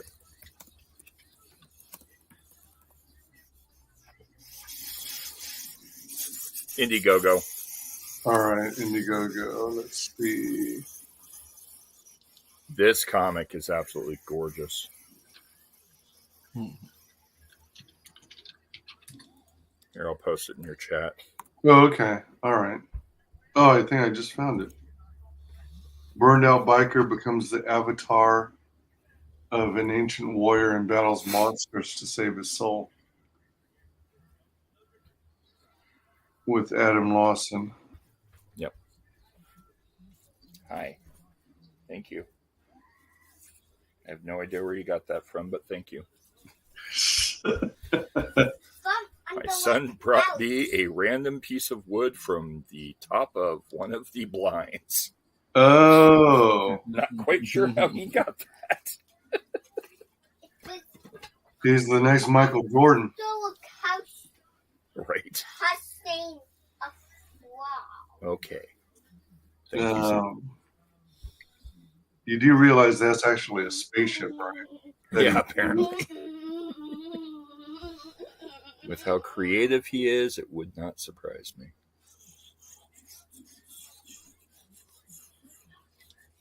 So this is Adam Lawson and Jason Krieger's Jawbone Death. It's really good. There's also a video, let me see if I can find it, where Lawson goes through the individual pages. And he shows off some of the pages. And I'm getting like... I'm getting Ghost Rider and Punisher vibes. That's actually impressive. Yeah. Well, if I remember correctly, and I could be wrong on this, Krager used to work for Image years and years and years ago. I could be wrong. It's been a while since I've looked at his profile. I don't want to misrepresent him. No, I think you did a pretty good job, like honoring that era right there in comics and everything. Like bringing it back, not copying it, but like making it into a way where it's. Mm-hmm. Yeah. Yeah, his skill as a comic book artist is bar none. Oh, there's that one effect where they is it Stipiton or color tone or that effect where you got all the dots doing all the stippling. Yeah, stippling.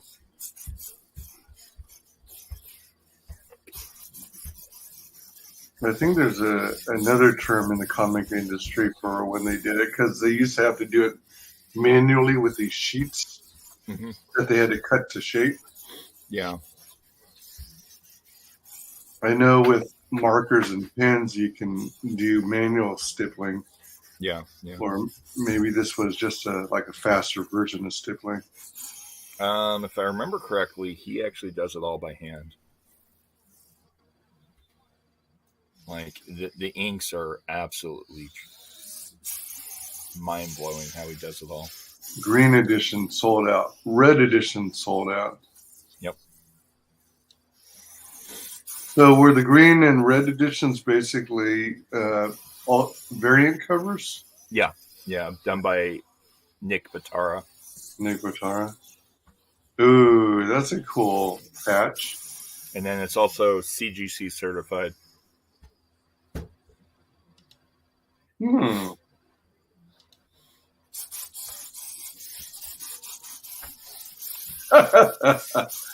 T-shirt original art. How much did that go for? Nick Batara. T-shirt original art, $150. And other original art, $165 per page. Wow. Yeah, like I said, man, this is a mind-blowing campaign. Very cool. Yeah, I seriously have to jump back into indie comics promotion. Yeah. Oh man. Especially the way it's going now. It's a lot of the fringe are starting to go more unified fringe without being directly CG.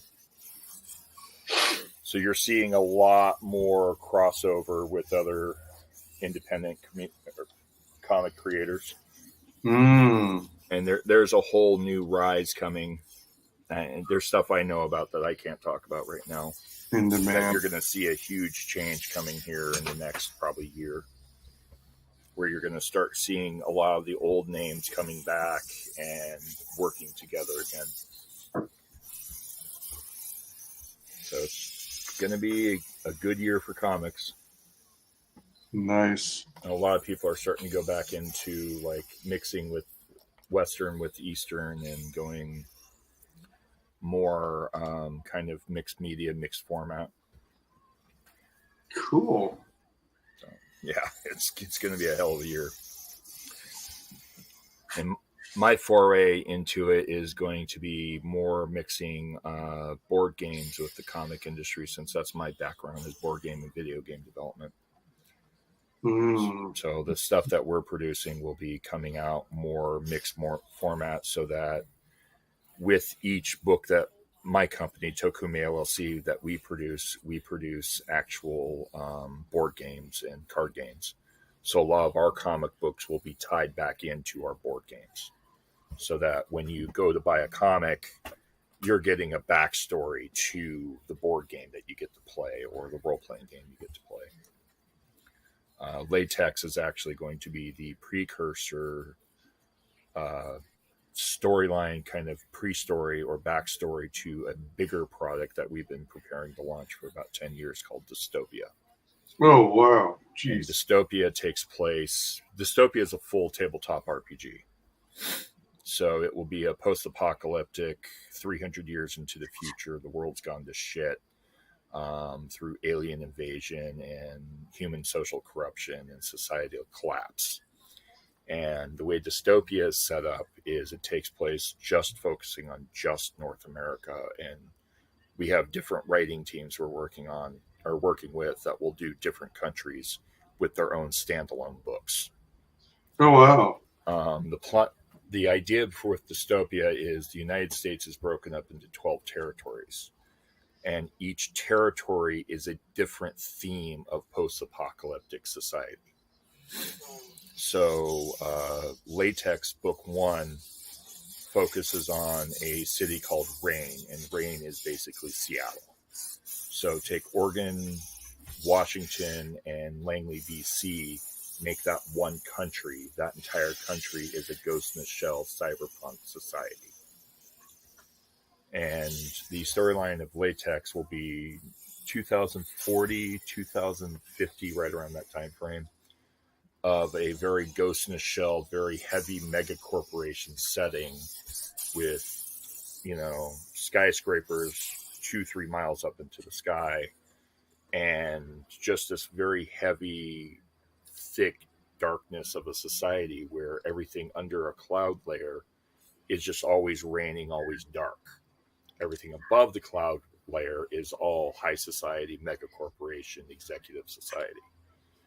And the whole concept of Latex is they're fighting aliens that are controlling major corporations inside of Rain and destroying their reputation and destroying their credibility so that humanity can rise from this. And then that is the precursor story to what becomes the story later for Dystopia and the territory of Rain. And then is Latex going public domain to compete with like Wizards of the Coast, Dungeons and Dragons thing? No. It's Latex is public domain so that people have the freedom to create their own stories and create their own worlds. So, like, for example, if Rini, who does Fiendish, wanted to make her own version of latex, she could take her main characters who are a fantasy setting and make them a latex setting of a different reality, different world. Okay, all right. The end of the main story of latex on the 5th book,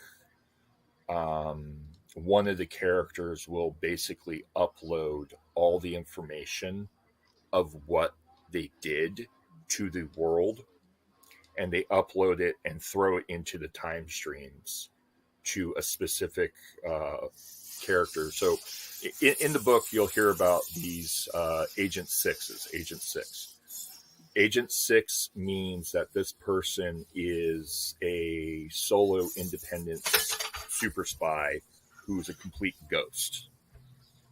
And in the storyline, they upload all their data to one specific Agent 6 who's in the future, because he's figured out how to communicate through radio telemetry and radio communication through the internet in the past. So they're going to upload all their data to this person who can talk to the past. All right. And then there's another storyline that I reference a lot, written by a friend of mine, called Tales from the Afternow. Tales from the Afternow was a radio show drama that came out 20 years ago. And the whole series is all about this guy in a post-apocalyptic world trying to tell the past what's going on in his timeline so that they can stop his timeline from ever existing. Okay. So latex ties in with that IP because that IP is also Creative Commons public domain. All right, right on. Yeah. And if you ever want an amazing sci-fi, dark, fallen world radio show, look up Tales from the Afternow. It was created in full 7.1 surround sound. So you're listening and you hear tank treads driving across your room. He's telling a story about how there's burn pits and they're putting dead bodies in the burn pits while people are crying, right? And he's telling you this really gripping story. And in the background, you can hear the fire crackling while people in your left ear are wailing and crying. And you hear children screaming about the fact that their family is being burned alive because they were filled with plague. It's just a full immersive audio effect. And this was all professionally designed. That does sound pretty cool. It's fucking amazing. And the way they originally featured it was they were one of the first people to do podcasts way back in 1998, 1999. And he had a podcast radio show they did called SKTFM. And it was just a weekly podcast where they would sit and talk with different people and interview different people, similar to what we're doing now. And they actually had camera, and they early, like we're talking 380p simple video upload feeds where they would, run the radio show. And as a gimmick, they interrupted their own show with live broadcasts of this show from the future, hacking their show.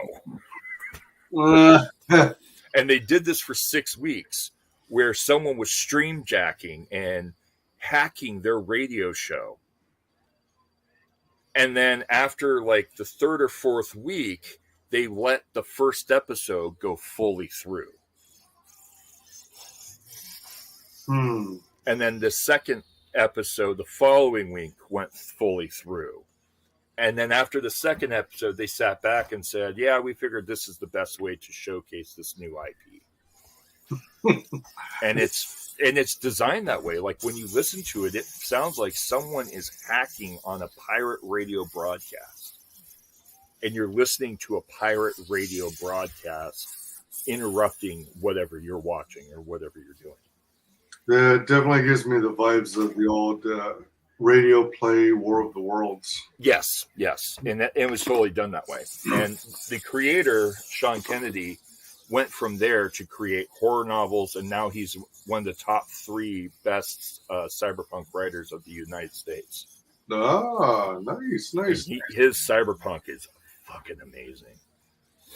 I want to get back. Oh, I'm sorry. I want to get back with Anime Night. How are you doing, man? How are you holding up with how are you holding up with your lack of sleep? Yeah, I was actually enjoying the 2K's full in depth on everything. So. Oh heck yeah! But, yeah, it's pretty impressive. It is. I can't wait to see what you do. What you guys do more over there, though. You have my interest because I like seeing everything. I'm the type of person who appreciates someone's content, whether original or if they're remaking something that was an original idea but adding more to it, making it bigger and better. I'm all for it. Oh, by all means. That's my idea. Is I want to create things that inspire people, and I'm originally from that same community where Tales from the Afternow came from. It's called Rant Radio. Rant Radio's moniker was create, inspire, share. So all their IP was public domain before public domain was even a thing. Their logic was, you like it, copy it. This inspires you, create from it. If you want to fund us. But what is most important is to inspire others to create, to build a community of creators, because the media, the mainstream, sucks. It's gone to trash. It's gone downhill. And what's important is, if you don't like what you see, make something better. Exactly. I mean, we've seen it with we've seen it what other studios could do that do actually know what they are doing. While meanwhile, the other studios, it's like, oh, let's just take what was good, throw this and this in there, and make it complete trash. Yeah. That's my gripe with everything and with the mainstream. I mean, look, I have nothing against diverse characters or any of that trash. Yeah. I have nothing against it. It's all natural. It's natural to have it. It's natural. What we hate is it's being forced. That's what we don't want. We don't want forced shit. Let it come naturally. Let it come naturally, and we won't have problems. But no, unfortunately, talking to these people is like talking to a figure. Just talking to a figure. It's just like that, basically. Yeah. Except the only difference is the figure is a screeching, closed-minded individual who won't listen to you and will call you every word in the book if you disagree with their ideology. Exactly. And they'll do everything in their power to get rid of you from the company that hired you in the first place to do your specific job, and has one of the best people there to a basket case that doesn't know what the hell they are doing. Yeah, and that's a big issue with the mainstream market, is we're getting forced conformity without allowing people the freedom to choose for themselves. Now it's mandatory, and that's a problem. It shouldn't be mandatory. A person should always have the freedom to think for themselves and choose for themselves based on what they feel is appropriate for them. And when you're trying to spoon feed it and shove it down someone's throat, you're now not allowing them that freedom to think for themselves. Now you're forcing them to conform to a new idea, and that's basically fascism at its core. Let the person naturally, over their time, over their comfort, transition into that concept. If you allow people the freedom to there's a word for it, to absorb or to consume that media at their leisure, at their comfort and their capabilities, you are more likely to have them be more supportive of it than forced conformity. Forced conformity will always have a rebellion. And the more you push forced conformity, the faster the rebellion happens. And that's the problem. People don't like change. people want to be able to change at their leisure, at their comfort. Exactly. This rapid change, it's not good because No, it's not healthy. everybody. It's destructive. Exactly. Look at all the tabletop RPGers. Look at all the gamers. Look at everybody, all forms of media. Actually, look at the Look at the fandoms, like people who are rising up against this rapid change. It's like, no, we don't want this here. If you want to go about it, just be honest about it. That's all. Well, we're not that hard to please. It's just look. Right. If you're gonna make a Look if at you're gonna make a new if you're gonna make a new thing, keep yeah. what was good. If there's something you want to improve on, great. But don't change anything that would destroy what made it great. Yeah. Because what they did is they took a beloved series and then they input unnecessary bullshit like, hey, we're gonna do this, we're gonna shock you. I mean, I get shock elements and everything. I get that, and I'm for it. Right. But Shocking the off. execution was bad. Mm-hmm. And then it's like, oh, this is our definition of what this and this is. It's like, what the hell? You introduced us a new character and you're so hell bent on this one specific thing without the aspect of the whole complexity. Like, if you introduce a new character, it's like, great, I like this. I like a new character. What's their backstory? Yeah. What makes this character important to the story? How did they get here? It's those type of things I want to learn about, not the obvious shit. Because let's face it, that's all they really care about. And honestly, that's a major turnoff for me, because they're hell bent on making it just that one thing.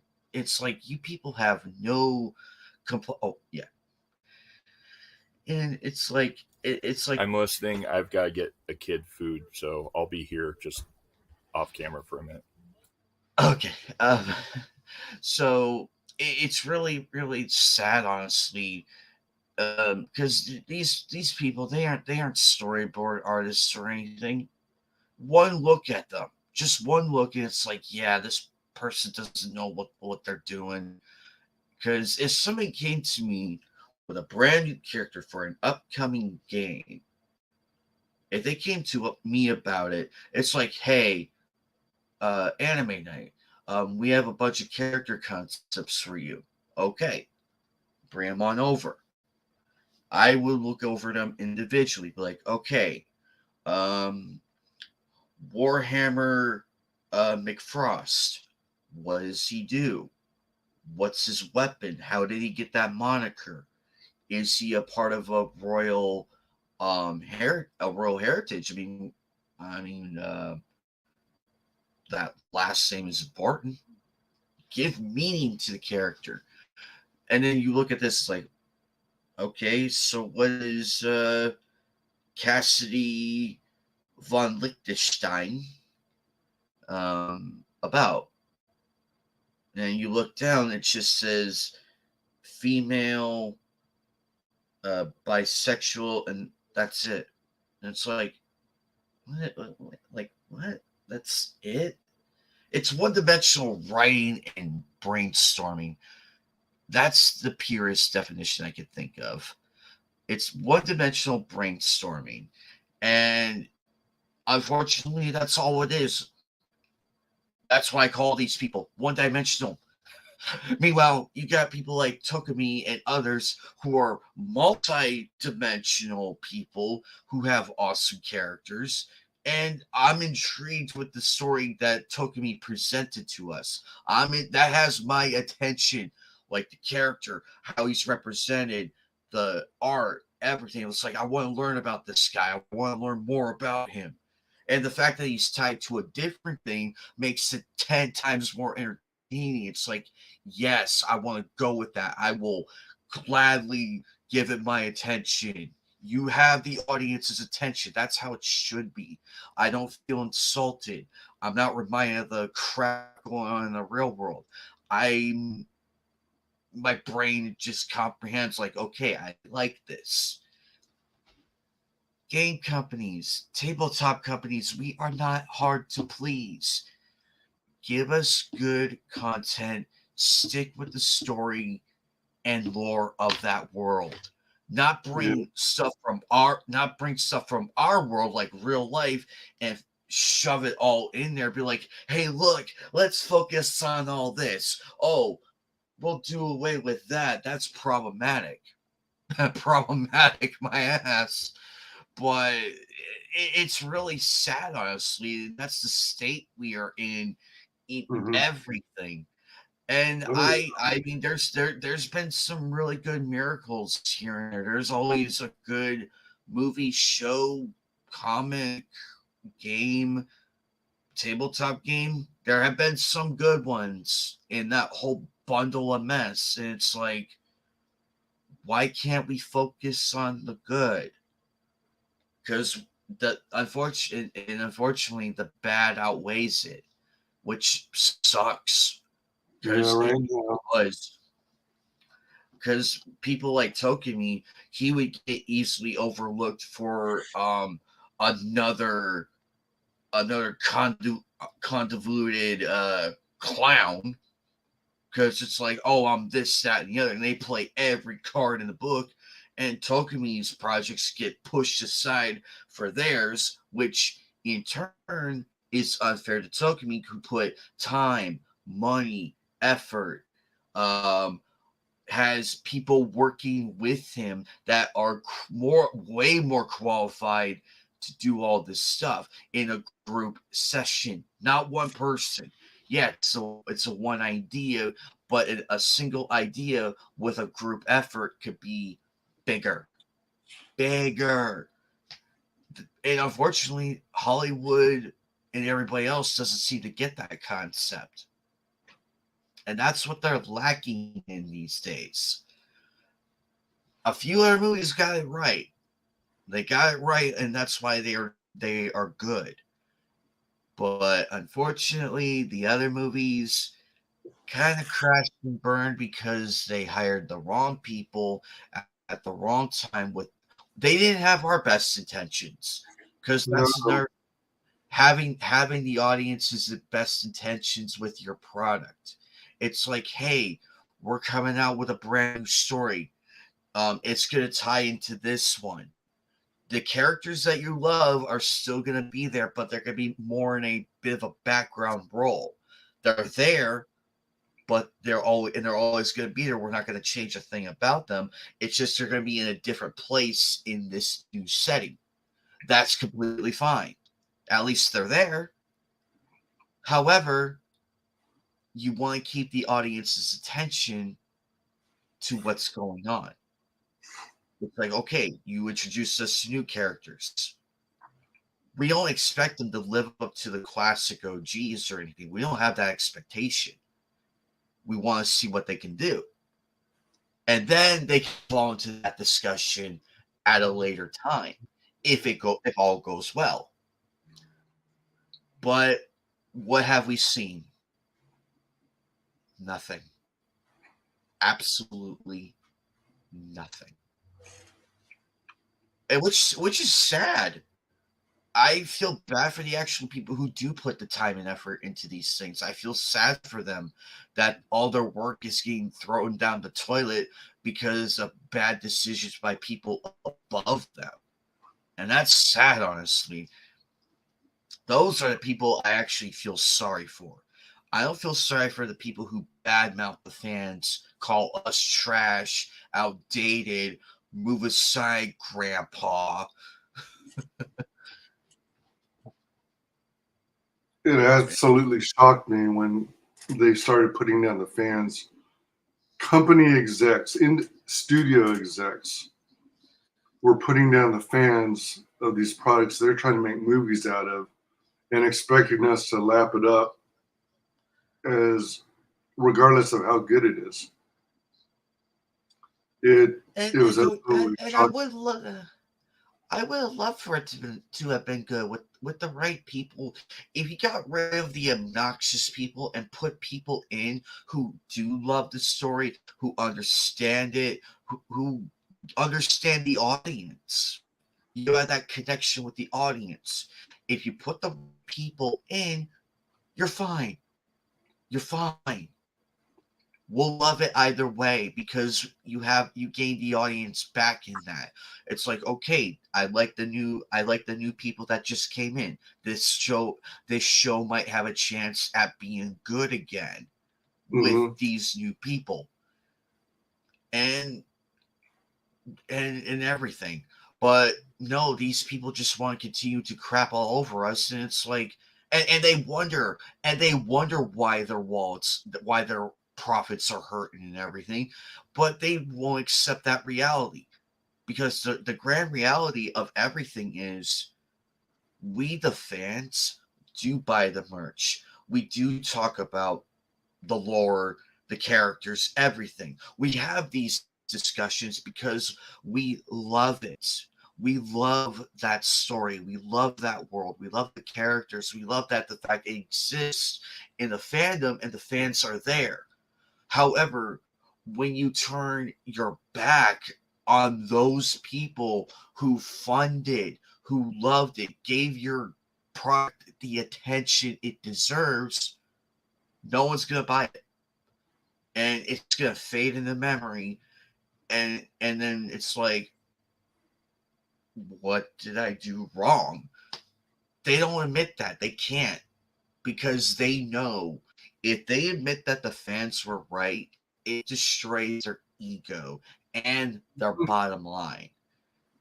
They have a big ego trip, and unfortunately, I hate saying it, but they do need a reality check every now and then. Because without us fans, gone. That corporate executive up there, gone. The people under him, gone. And it's tragic. It's really tragic because how many game companies, how many studios have gone under because of these creeps? Too many to count. And some of them are really good. If you look at their past works, that's what made them so great and everything. They have forgotten that.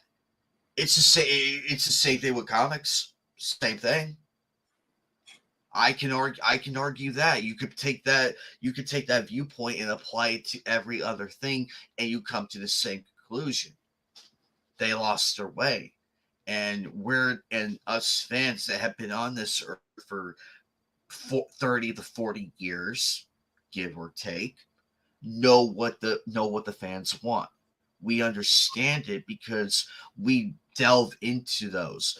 We delve into the theories. We delve into the stories. We read the extended stuff that wasn't seen, and coming across new things. And it's entirely sad, and that's my biggest problem with mainstream. Yeah.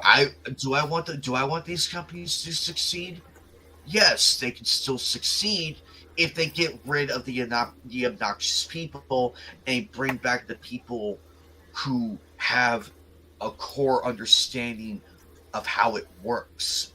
Because you can't throw all these people, you can't slapstick everything expected to hold up, because that's going to crumble the minute you bite the hand. Gone. Yep. And you're going to lose your market in the process because you're not paying attention to the fact that the storyline that you're creating isn't working. Exactly. But they and like I told WyzGyz, they won't admit it. They won't admit that us fans are right. Because one, that would completely destroy their ego and their public image. Yep. Two, it would amplify the attacks against us, because they can't admit that they're wrong. They can't admit it. They will never. But the grim reality is when those quarterly earnings come in from all their projects, and then they see disaster, a bomb, disaster, and how much money they have lost. If that's not a wake up call, I don't know what would be. I don't know what is with these people. That's kind of the strange thing about it all, because a huge part of it is their reliance or their willingness to push ESG and DEI, diversity, inclusion, and equity garbage, and push it so hard despite seeing the disinterest from the general public and the fandoms, that they're willing to put it on the line to double down on it and risk constant bombs in the box office, because people are used to most movies nowadays being released, well, most entertainment period, movies, games, comics, they're expecting Hollywood to release agenda driven content now. Yeah, which is unfortunate. To the to the destruction of the brand. So on one hand, they might care about their branding and their reputations and their egos, but on the other hand, this DEI and ESG crap is making them look bad as well. Oh, absolutely. If I were I'm sorry, please continue. If I was one of these people who was like in accounting and everything, or one of these executives, and I saw that report of like with all those losses and everything, I'd be pissed off. I would be pissed and literally like go on a rant against these people, like really give them a brutal reality check. Be like, wake the hell up, people. We're losing money because of your crap. Turn it around now or you're fired. Yeah, exactly. But they won't do it. No, they won't. They don't have the nerve to do that. They don't.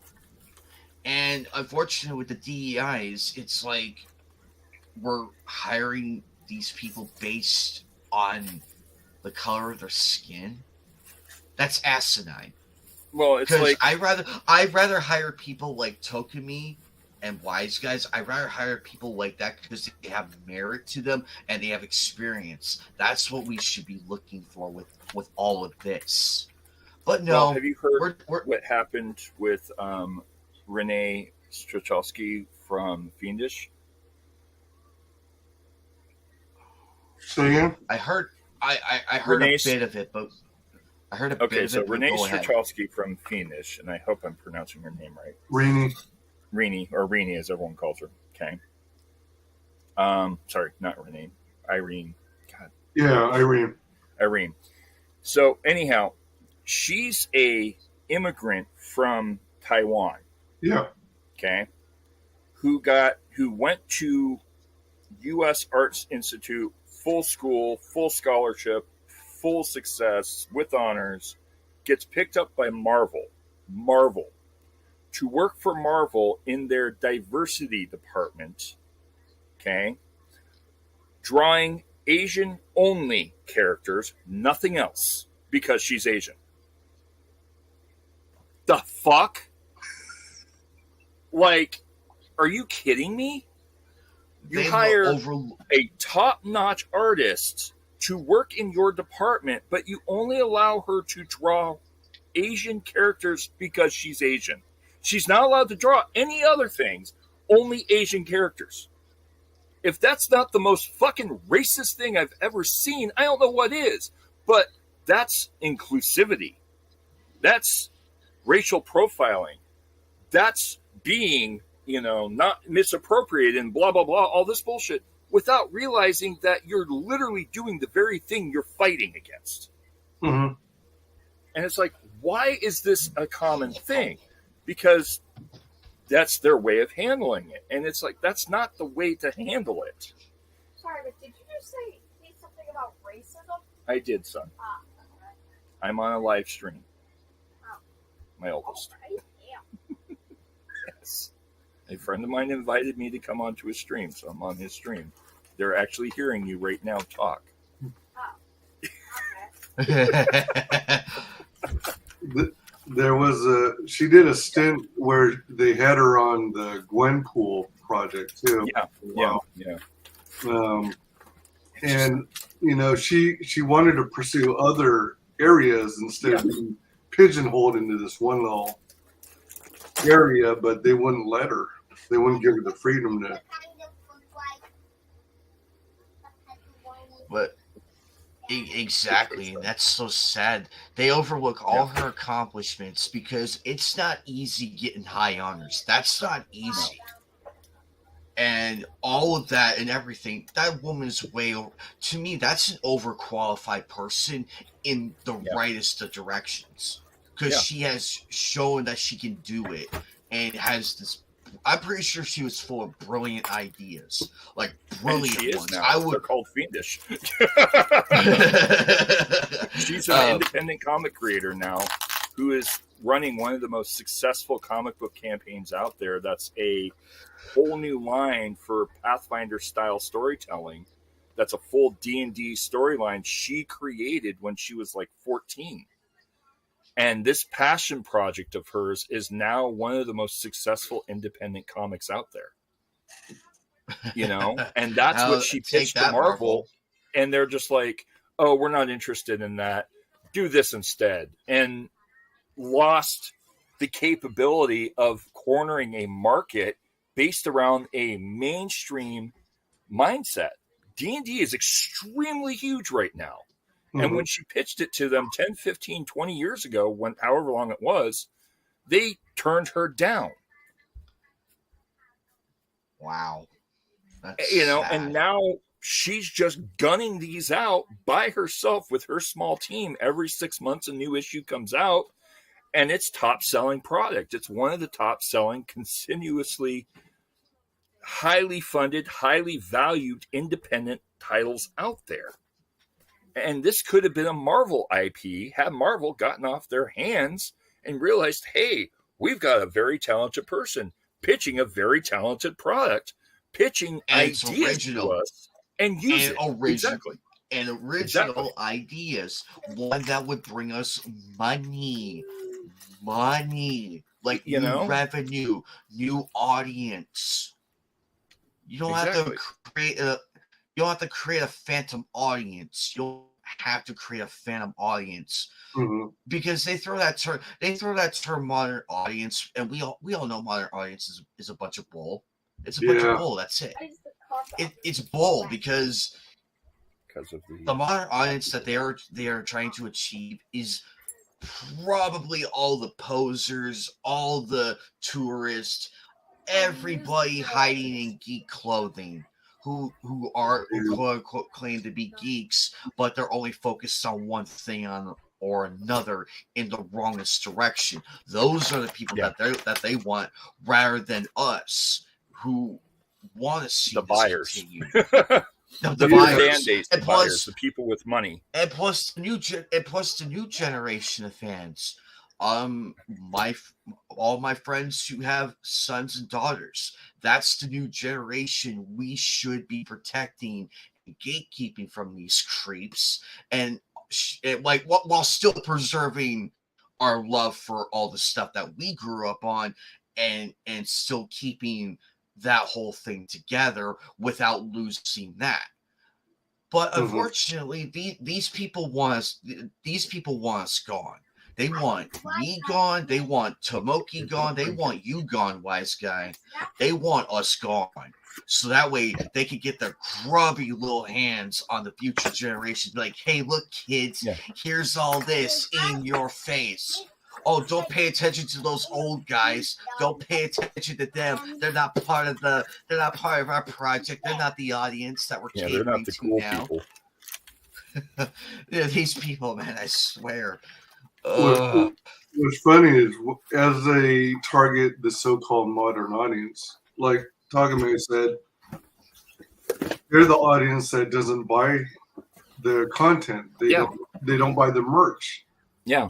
And so you've got hundreds of millions of dollars spent on these IPs and pushing this agenda where they're targeting maybe 10, 20% at most of the general population. but they don't come out to support. They don't come out to see the movies necessarily. They don't come out to buy the merch. Instead, they're just a very vocal minority on like Twitter that say such and such is important when it really isn't, and changing the narrative of well-established characters from decades ago. Yet, when it comes down to brass tacks, you're not going to see them purchasing, backing up their statements with their wallets. They're not going to buy anything. It's the original fandoms of these IPs who, if you're lucky, will buy the merch. But because Disney, as an example, threw everything into the toilet all at once, they're destroying Pixar, Indiana Jones, Willow, Star Wars. And Crow now. Have you seen the new Crow trailer? Yeah. Oh, it's horrendous. It's oh, like, what are we thinking, guys? This is an episode of Supernatural. What? It literally looks like Supernatural. Like, what's the point? It really didn't need a remake. There was a woman who spoke out against, so like, this is not the memory of Brandon Lee. I forget her name. Could it have been? She's correct. The woman who spoke out against the whole thing when she saw the casting and all that, she's like, "This isn't the Crow. This isn't Brandon Lee. It's not." And she was 100% correct. The original Crow was 90% accurate to the book. Yeah, that this too. Is supposed to be the new version of the book, except it's nothing like the book. I saw it, and I'm just like, I sat for 20 minutes trying to process what I watched. Like, I was, because my brain was just like, where? Because I know that ain't him. That's literally Joker if you just like switched the lighting up a little bit and took away the smile. I was kind of thinking that myself. I wonder if that was it's literally that. I wonder if it was his sister Shannon Lee who might have made that comment, because she's quite outspoken on the Lee legacy. It could be Shannon Lee. I was trying to remember her name, but I did hear about it though, and I'm like, it's bad when a woman states facts. Like 100% facts, you messed up when a woman with more extensive knowledge called you out on this crap. Right.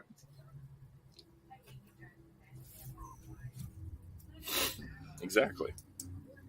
Oh my gosh.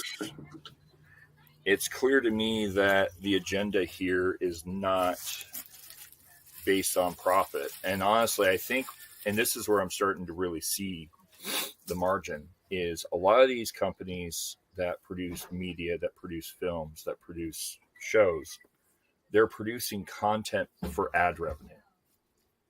And that's, I think, what the end goal is. It's not about producing a quality product now. It's about a cookie cutter turn crank product where they get ad revenue by showcasing Pepsi or Frito-Lay or something in the background of your city scene. And it's nothing more than an overglorified commercial with a story. That's where I think it's going. And I think it's going pure commercialism. That they don't care about the story. They don't care about the IP. They don't care about the quality of the product.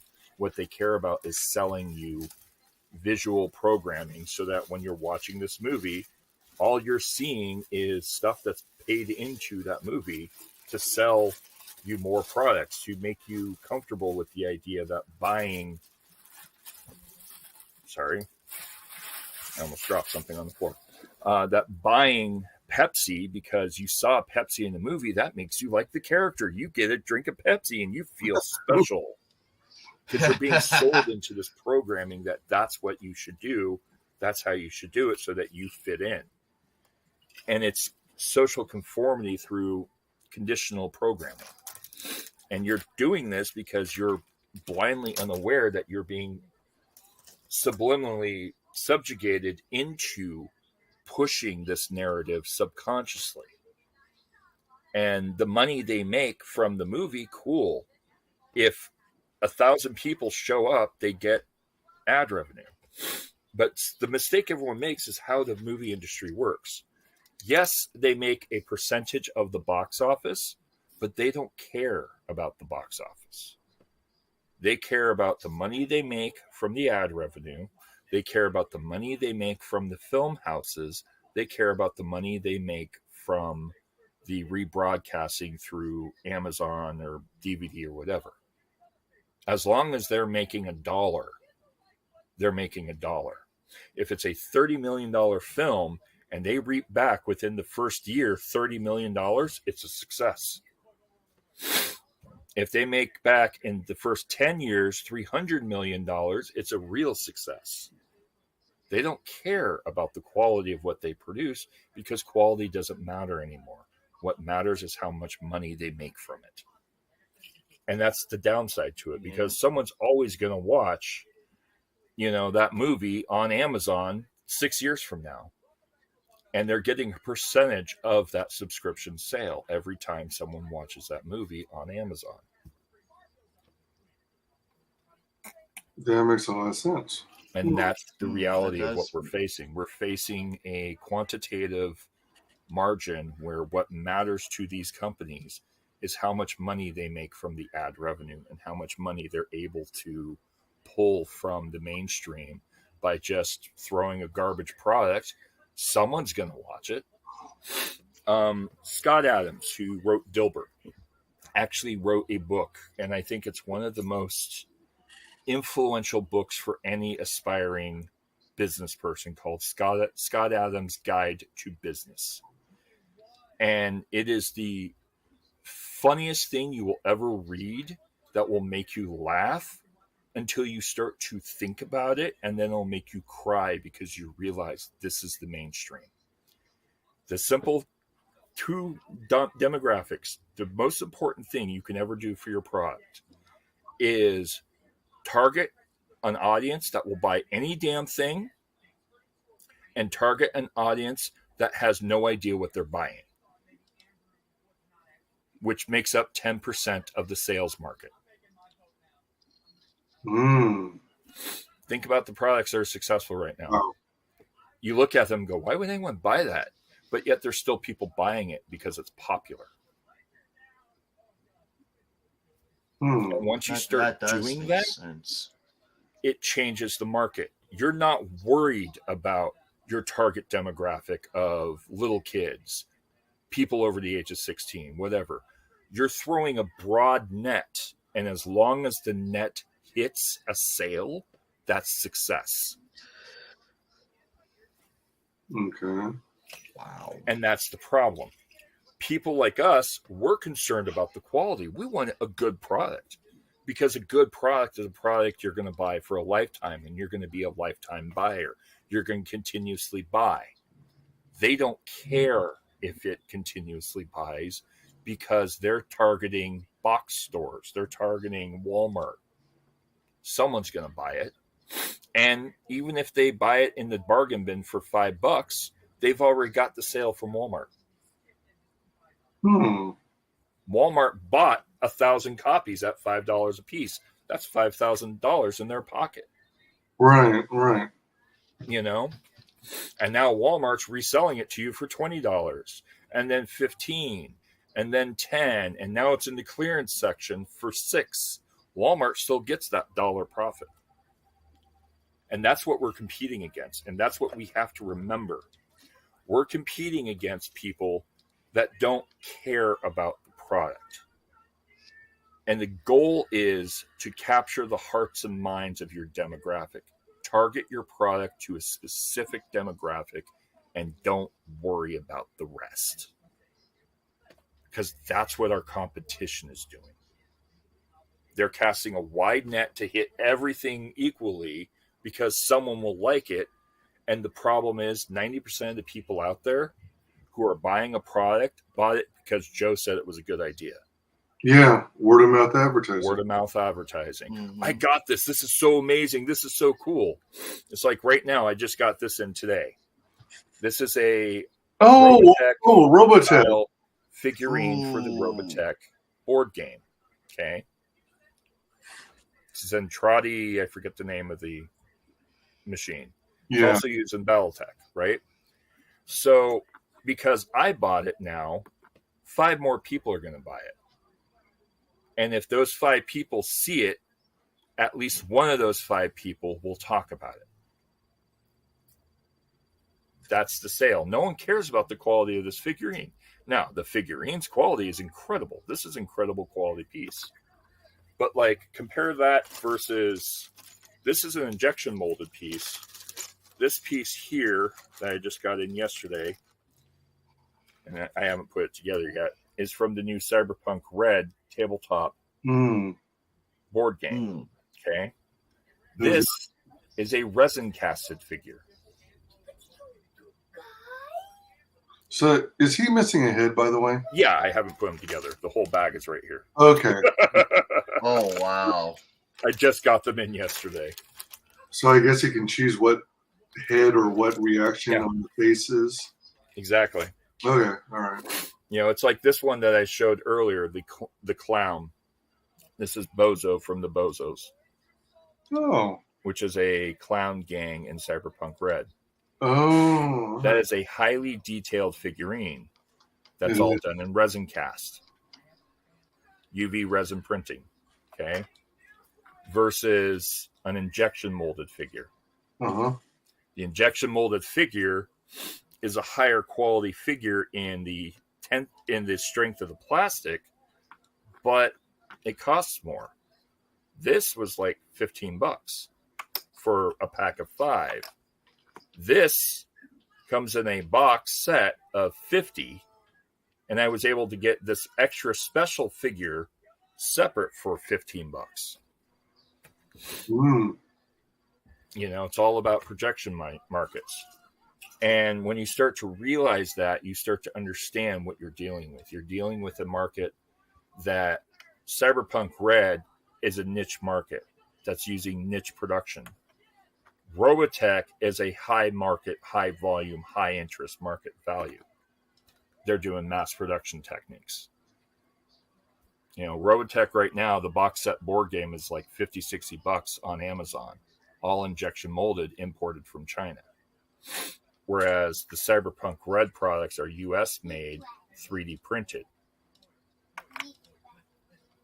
So it becomes, where's the money volume coming from?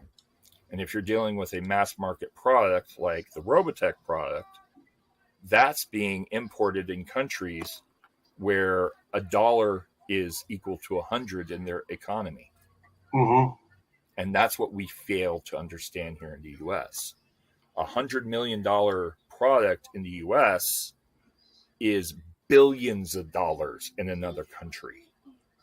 And if it's being produced in that other country for $100 million and being released here in the US, every single dollar that we spend here is tens to hundreds to thousands in another country.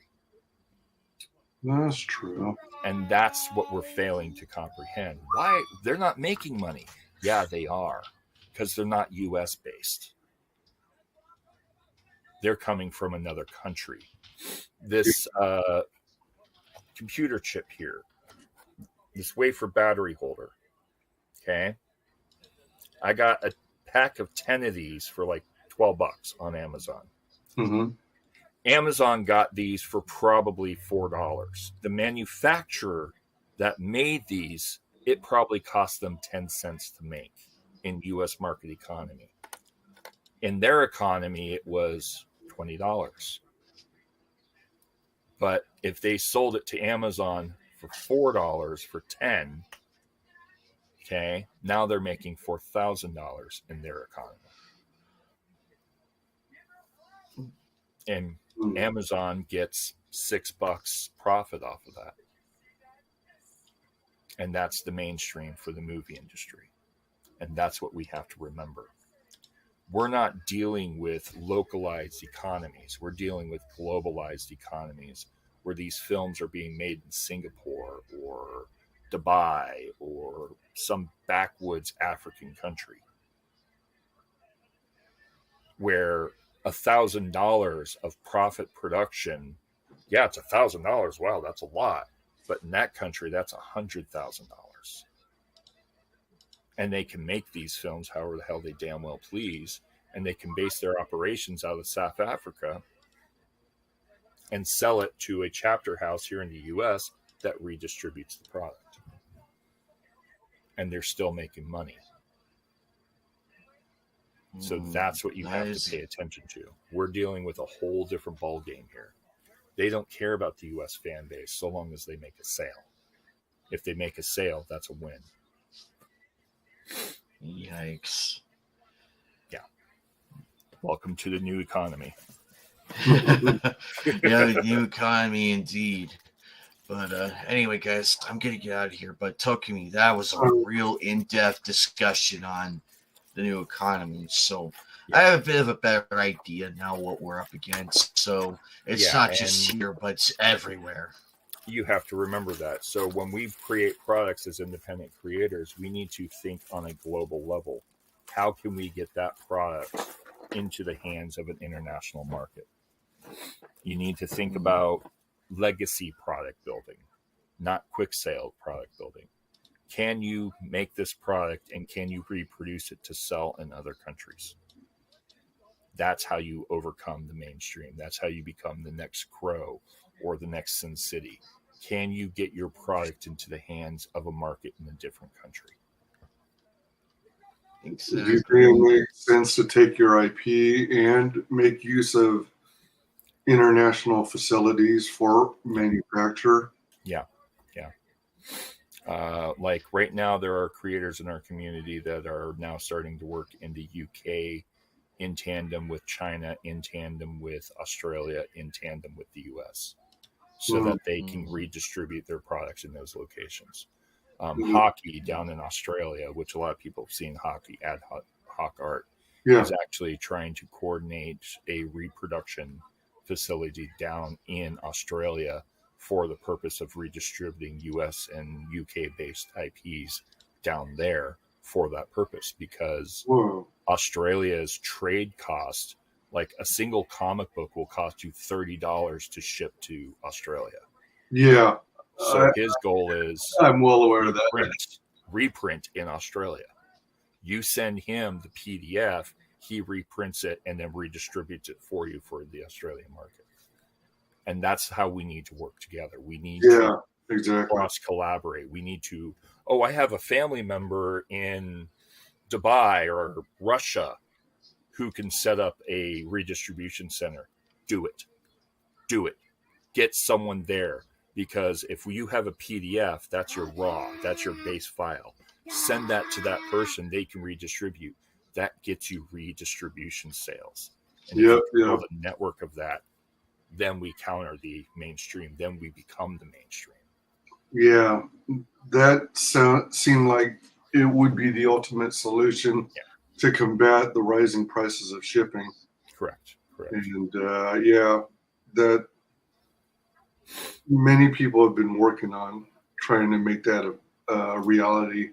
And it looks like we're that much closer to it. We are very close to it becoming a new reality where we can become the new mainstream, where we're no longer fringe, but we have to work together and we have to stop attacking each other's IP. Oh, absolutely. I agree. Welcome, Wooly. Thanks for the congrats. If you wanted to hop on, I don't know if you have time. This time of day is kind of when UK is up and about. Yeah. Anime night, I think you were planning on kind of squeezing a couple hours of sleep. Yeah, you should get some rest. Sorry, I'm keeping you up. No, I appreciate learning some things.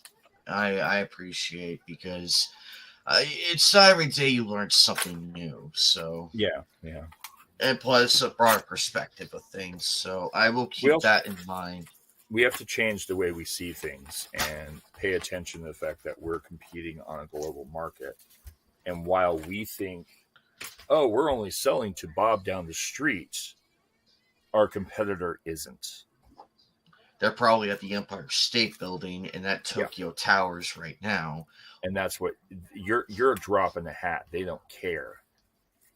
You know, if you're not buying their product, so what? As long as they get a sale, that's all they care about. And that's what you have to pay attention to. Your niche market right now. And so long as your niche market, you have to have something that makes your product better than the competitor, that buyer wants your product over the competitor.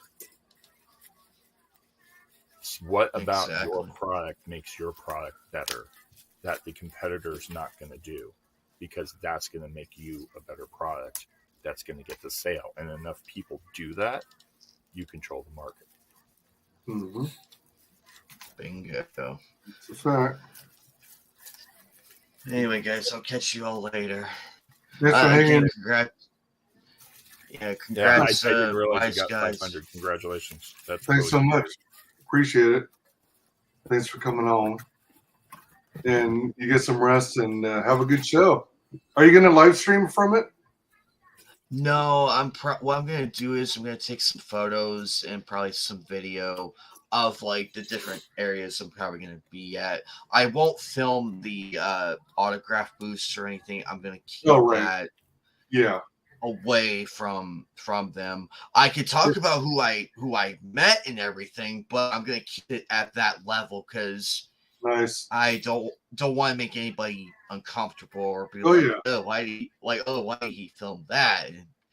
But in the convention, you gotta be careful though, and luckily there's a few of us who know what we're doing. Yeah, that's key. But I'll tell you all about it next time I see you guys. Awesome. All right, cool. You take it easy. It'll be on my channel though. It'll be on my channel, and don't worry. I have like literally, I have 3 other people going with me, and I'm meeting up with 2 other people. So until I'll have 5 people with me, so I'll be fine. I'm not worried. It's nice to go to events with people you know. Yeah, that's key. And let me check something here. Go to my sign,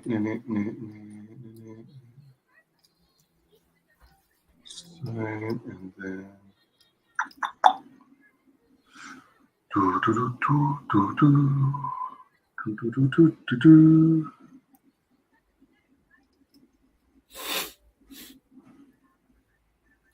oh, what the?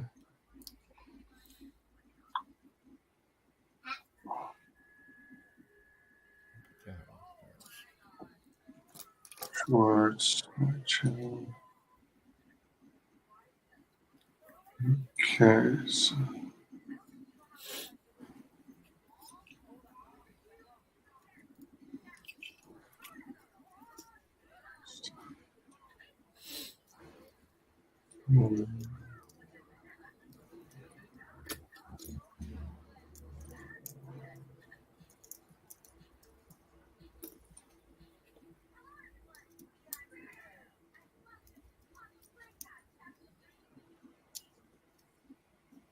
all right. I just want to make Anime Night a mod. Oh yeah. All right, there we go. Nice. So earlier you were talking about how to increase your demographics on YouTube and YouTube Shorts and all that. Yeah, kind of. Or basically just my links that I posted to you. I see that you have. Oh, I hear you, Wally. Thanks for listening in while at work. Right. Appreciate it. Maybe you can hop on another time. Good stuff. Hey, good stuff. Sorry, I didn't see the chat. I was looking at a different screen. No worries. Oh, and thanks for dropping the links for Tales from the After now. Yep. Oh, yeah. Go ahead. I've been working with those guys for 20 years. They are amazing people. I see. All right, so you dropped the links for Tales from the Afternow, and then you Mhm. also dropped the link for It Java. would be on the Twitter side. Oh, Initially, I logged in through Twitter because I was watching through the Twitter live, oh, and it all was right. weird. So I switched over to here and realized, oh, you're live on YouTube. I'll jump onto the YouTube side instead. Yeah, originally I was doing YouTube, Twitch, and I was trying to get Rumble working, but Yeah, I haven't gotten the hang of it. So I switched from Rumble's Rumble weird. to Twitter. Rumble is so weird. It's got such a weird UI.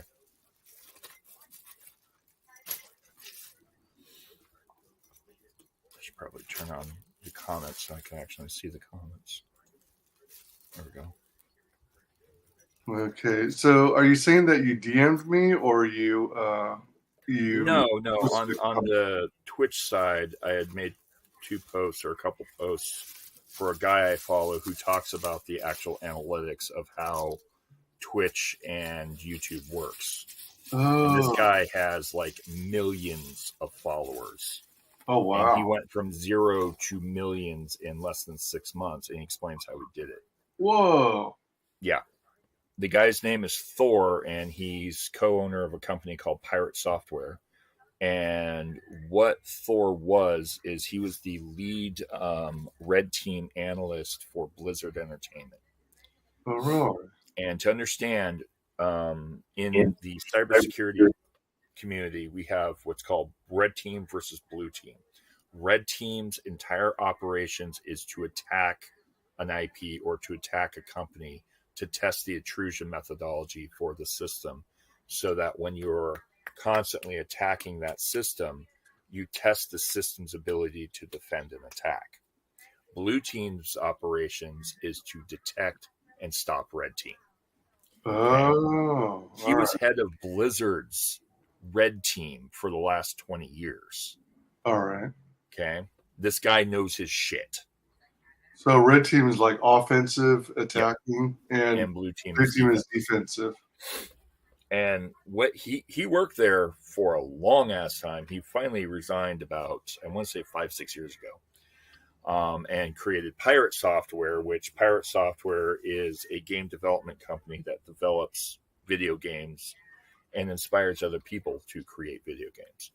He also does professional grade training and does all kinds of marketing and push towards different websites to teach people how to get into cybersecurity or how to become a hacker or any of those types of things, but for gray and white hat purposes as opposed to black hat. And you understand these are all terms used in cybersecurity. A white hat is a blue team operative. A black hat is a red team operative, and a gray hat's neutral. They're neither red nor blue. And the purpose of a black hat is your entire operation is to attack other people or to attack even potential competitors. Whereas blue hats, I keep wanting to say blue hat. A white hat, your purpose is to maintain the structural stability of the company you work for or the community at large. Gray hats are independents. They are neither red nor blue, neither white nor black. And they go back and forth, and they usually try to support people at large and the general community as opposed to a corporation. Hold on 1 second. Sure. Yeah. Take your time.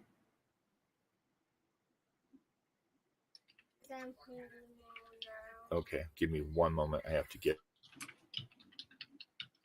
Not a problem.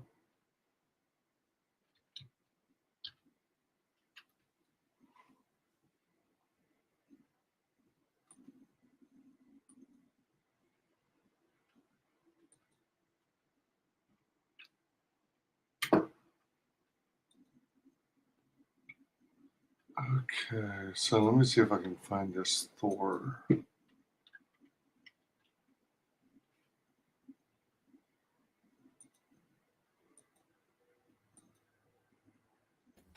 So, anyhow, Thor has a background in this shit. He studies analytics. He studies volumetrics. He studies how systems work. He studied the Twitch structure and realize that for target demographics, the first thing you want to do is study your demographic. Pay attention to the patterns of streaming. And most importantly, with Twitch, if you're doing Twitch, insert yourself into your live stream at peak hours, time frames when you have this J-bell curve. When it starts to curve off and go and drop down in viewership numbers, that's not where you want to be. You want to be at the beginning, the hump, and the drop off. So you're right at this peak time frame. That's when you're going to hit the highest number of possible viewers. And that's when the channel is going to be pitched to the market. One moment.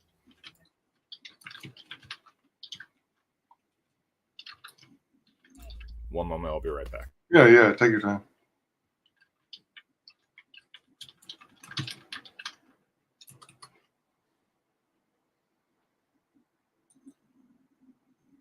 Let me see, YouTube.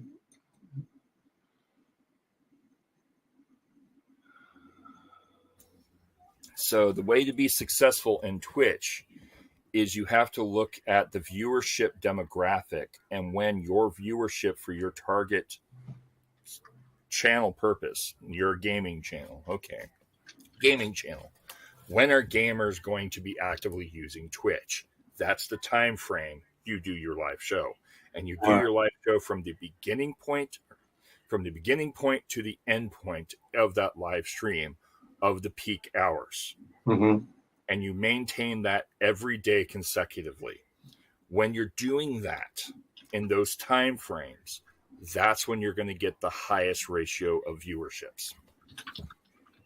Okay. The same goes for YouTube. You have to target it based on your viewership demographic, the peak hours of whatever target market you're at.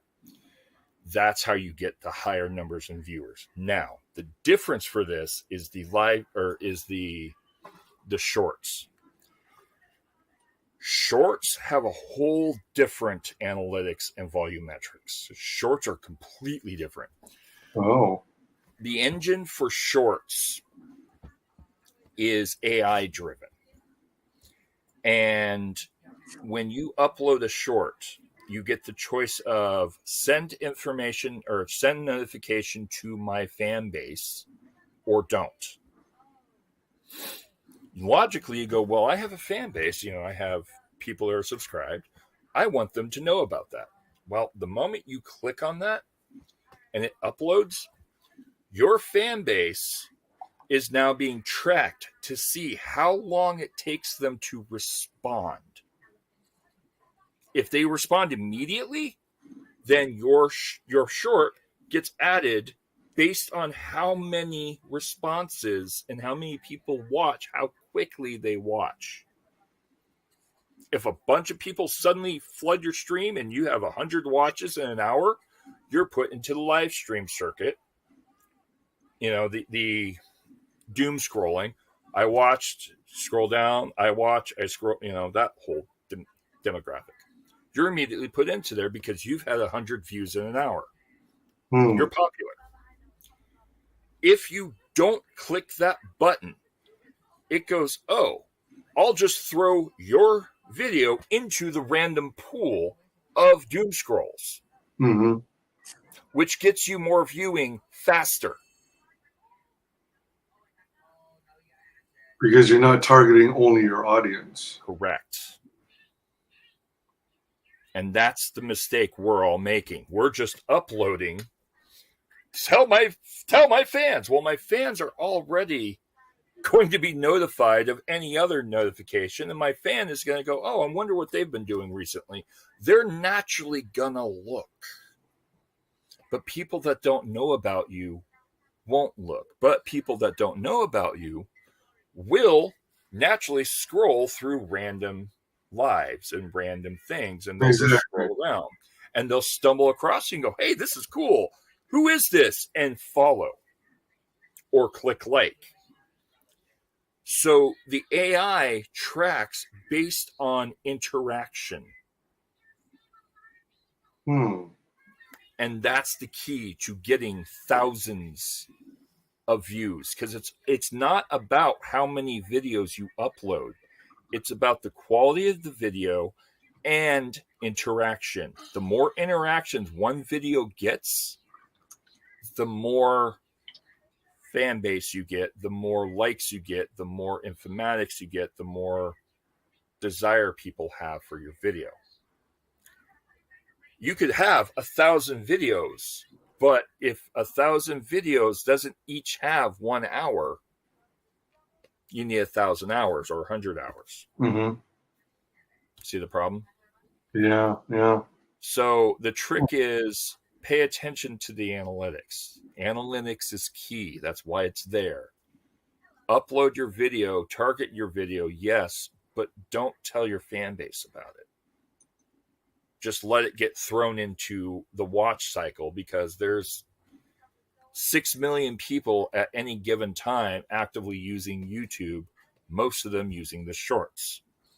And you want it to round robin you and just throw it in front of somebody because they're likely to click.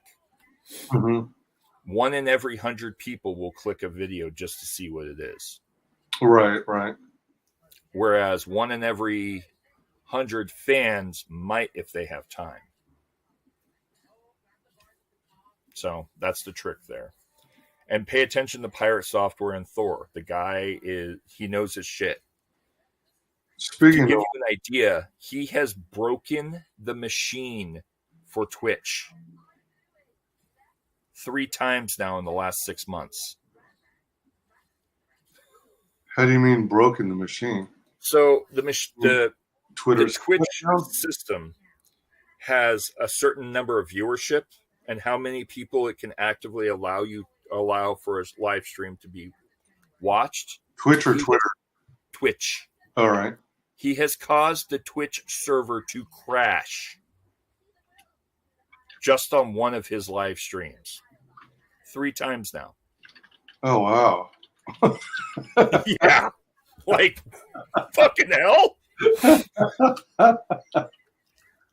He crashed the Twitch server 3 times in the last 6 months. The recent one he did intentionally.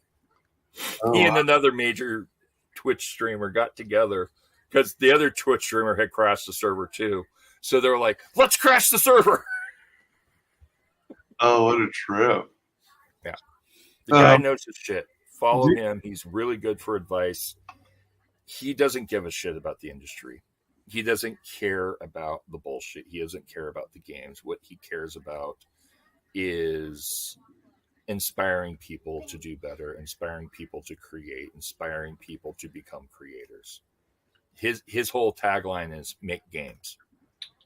Fuck the mainstream. Fuck society. Fuck the bullshit. Go make a game. Go learn how. Do you happen to know his Twitter? Pirate Software. Oh, okay. All right. It's at capital P Pirate, capital S Software, and it's a Skull. Jolly Roger skull with a CD-ROM in its mouth. Found it. Yep. And he has a YouTube. He has a Twitch. He has his own server, website, Discord, the whole nine. I'm on the Discord, but they'll teach you how to become a programmer. They'll teach you how to game test. They'll teach you how to become a hacker. Good people. And they also run a ferret rescue foundation in Seattle. Ferret rescue. Cool. Yeah. So like when you watch his Twitch streams, you'll see these little ferrets running around on the bottom of the screen. And in each of those little ferrets are actually people that have donated or are members or what have you. Nice. I know there are a number of Twitch streamers who have the people in the chat represented as animals or characters or Pokemon. And his stream actually gives away free memberships as well to people that join the stream. Oh, sweet. They have a big thing where once they reach a threshold each day of donations to, I think it's the Ferret Foundation, they turn around and give away free memberships to people. Oh, nice. And like one of the funnier parts, and he even points this out in a recent video, Twitch is paying him, I think it's like $2,500 a month to do ad revenue and to do commercials. And he looked at that and he's like, I hate commercials. Fine, let's do this. You're paying me $2,500. I'm not going to say no. So what he did is he took 50% of the money he made from Twitch, so roughly $1,650, $1,700, Okay. and turned around and put that money into 200 memberships for his channel, because people who are members, paid members for his channel, don't have to watch the commercials. Right. Yeah. Sweet. So he took the money they gave him to pay for 200 random people to not have to watch their commercials. Nice. He doesn't care. He doesn't care about commercials. What he cares about is making sure people are stable and functional, and deal with mental health, deal with health stability, deal with sustainability, make something new. Whatever issue you have going on, put it into art, put it into creativity, put it into inspiration. Overcome this mental bullshit society is throwing at you. Because what matters is success and stability, not their games, not their head trauma, not any of the other bullshit.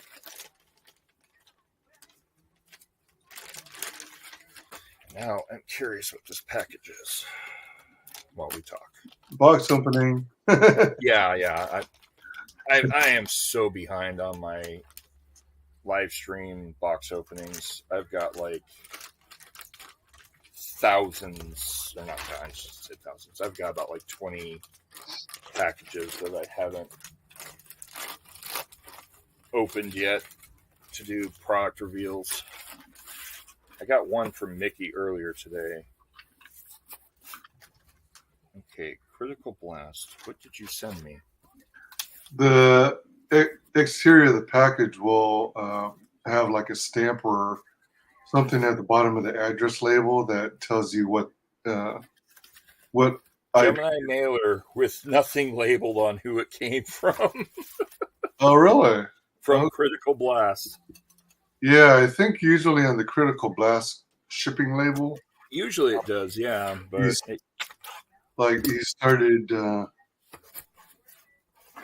I think. Okay, it's perfect 10. Okay, sweet.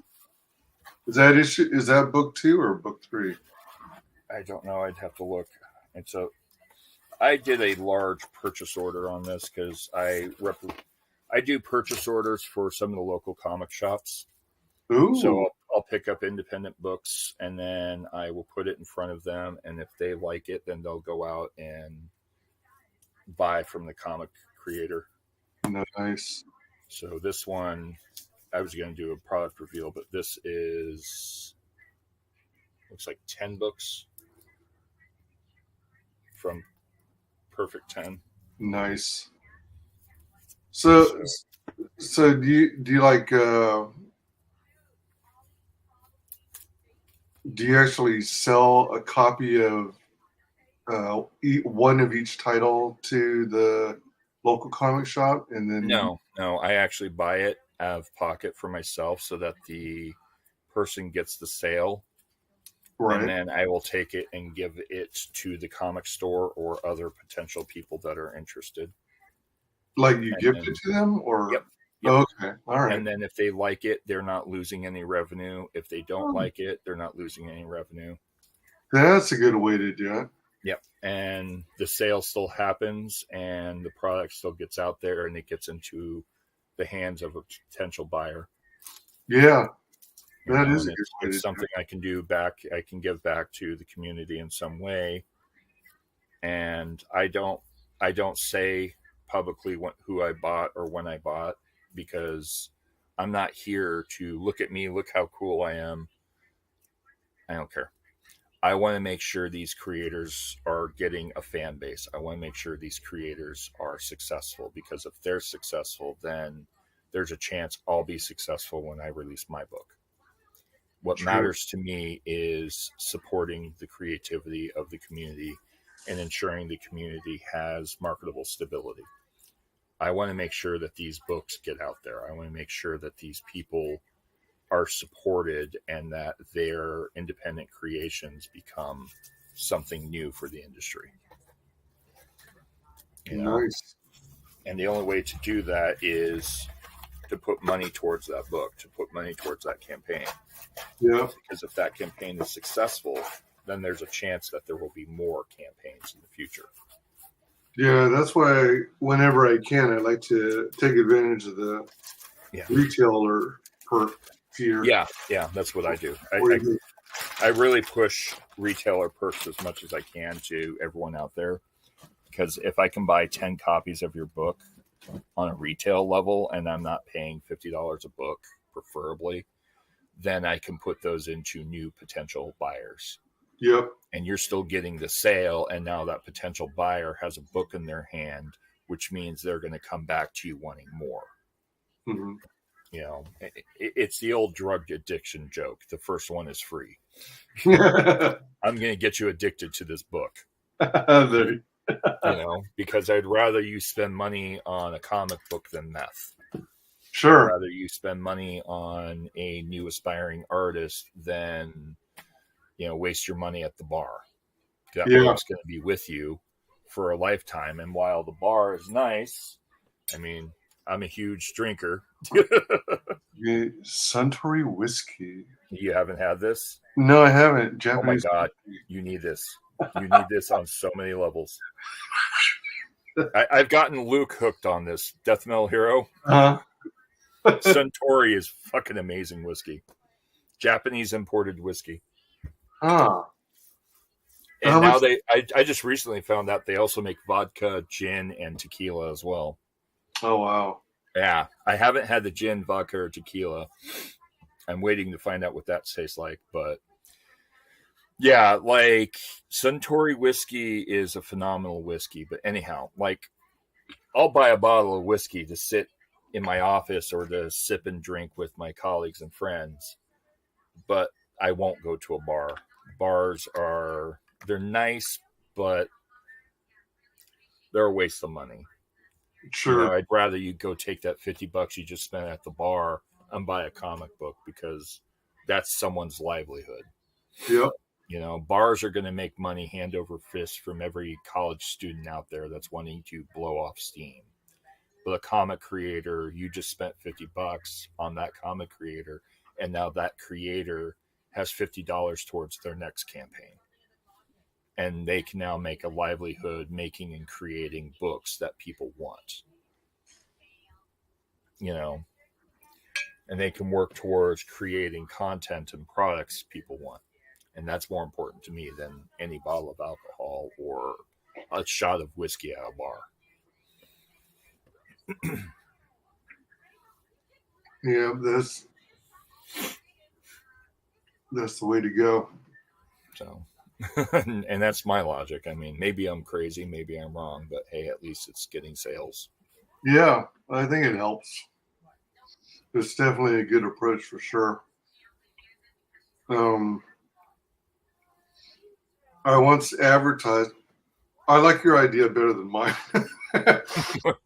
I once touted all the beautiful things about Comicsgate to a retailer and told them what kinds of things we were up to.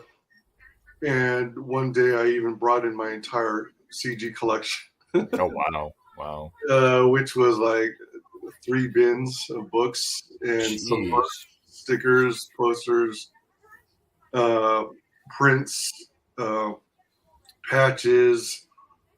It was literally my entire collection at the time. Yeah. Mine has grown since. I don't know. That bookshelf is nothing but CG. Wow, that's impressive. And granted, full disclosure, it does include multiple copies of books. Yeah. Including the retail tiers. But, you know, I basically said, this is all about independence, trying to produce quality products that are different from the mainstream. And I don't know if it had much impact on them, but it was fun to do at the time. Yeah. But I think your method is much more efficient. It is. It's a loss on my end, but in exchange, it's giving back to the community. I mean, I financially do decently in my industries that I work in because I work as a independent contractual Linux Unix systems administrator. So I handle server administration and I handle web development and system support as needed for my clients that I work with. And then what I do outside of that is I do analytics for game design and board game development and sometimes video game development. And that's what Tokume LLC specifically handles. We do both game development for in-house as well as game development for out-of-house. We'll sometimes get contracted by different companies to design games for them. And then because we are the Tokume in Japanese literally means the unknown or the anonymous, the person you don't know. Okay, stranger. I set it up in an old school mentality that you don't need to list that we were involved in your product. We don't care about that. We're not looking for recognition and notification. So the reason why people don't know who I am and the things I've done and the things I work in is because I've made arrangements with the companies and contracts I've done where I don't get disclosed. You don't have to disclose my company's involvement. And people go, well, that damages your growth. No, it doesn't. You think it would damage my growth because now I'm not being sold to 50 billion people. But at the same time, those 50 billion people they're not coming at me and I'm not being barraged by 4 billion phone calls a day of work for me. No. The one company I worked for, they're going to come back to me because I helped them develop a good product. And I have a lifelong customer of a quality customer instead of 50 billion customers that don't know what they want. Yeah. It's a different way of handling things. You don't have to include me, but I know that you'll come back to me because I did good enough job that you're going to want my work and my services. And you will tell other quality people work with this guy. And you don't have to include me. It's part of why in my product designs, I don't have one on hand. This one here is going out.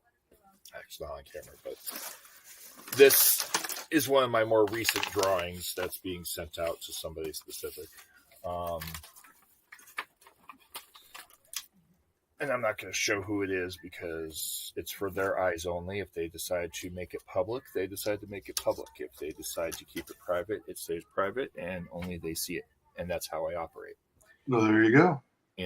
I have over 50 art pieces out there in the Comicsgate community and independent community at large. But only maybe 10 have been publicly shown. Because it's not about my recognition. It's not about my glory. It's not about my image. It's about promoting people and helping people to get their products into the market.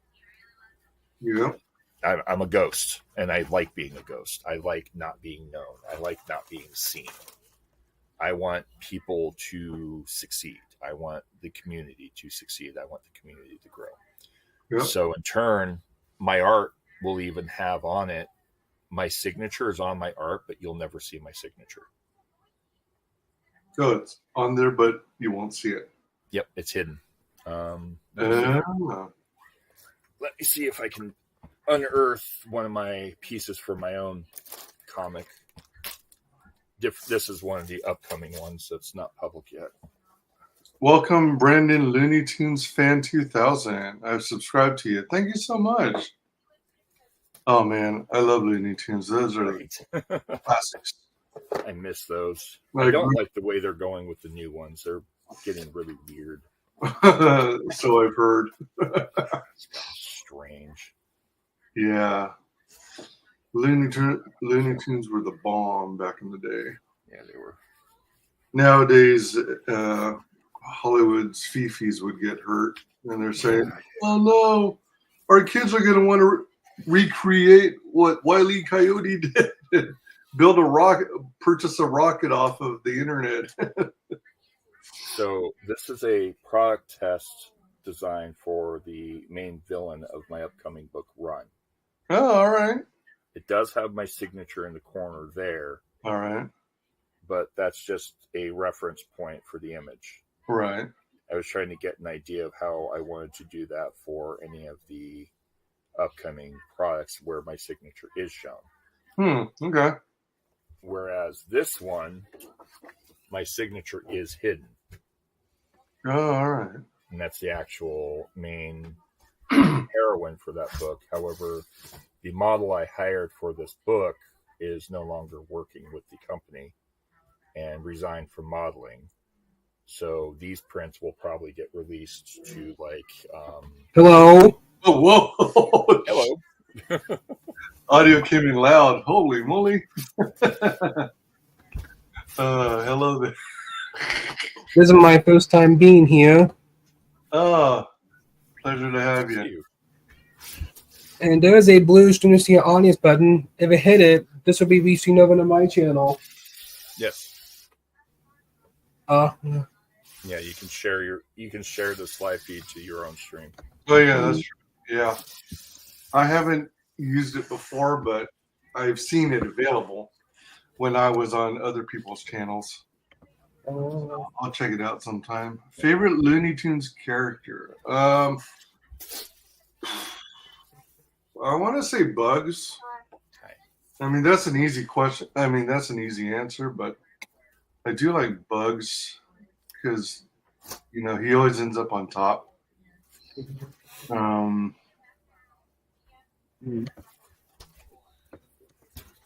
is Marvin the Martian. Oh, yeah. I know a lot of people who are fans of Marvin. This is my favorite right here. Roadrunner. Nice. Oh, yeah, Roadrunner is cool. So you're showing another piece, Tuckerman? Yes. And then this is the costume sketch for the character. This is PG. All right, sweet. And these were all just This preliminary one here, sketches. at least PG-13. However, these will be... That would get at least PG-13. Oh, yeah. These are all adult books. So these are going to probably get released to Red Valkyrie for their upcoming Auction? auction because I can't use them anymore. So Okay. Since the model has resigned from the industry, out of respect for the model, I'm not going to use their image in my upcoming campaign. No, I'm in the process of negotiating with a different model, and we'll have a slightly different look, similar costume and design, but a different look. So those will probably get released to Red Valkyrie, as well as some other pieces I'm currently working on. nice.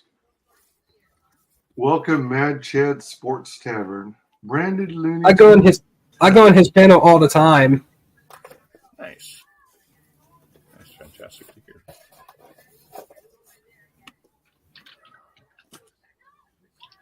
He said Brandon Looney Tunes has the best streams. What do you typically stream about? Is it mostly Looney Tunes content? Yes, I do so other closet coaches as well that are not copyrighted. Nice. Mad Chad is at work right now, or is working right now. I used the favorite Looney Tunes character as my avatar.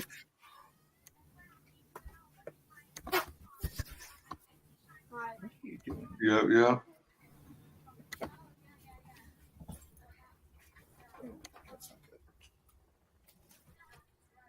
Brandon knows all about South Park.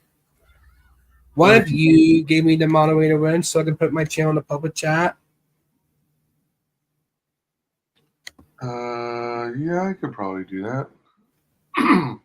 The blue moderator wrench. Oops.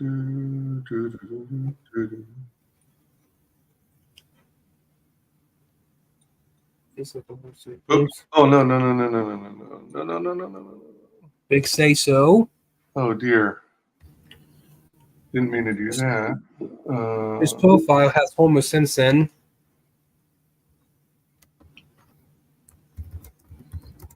Hey, big say so. How's it going?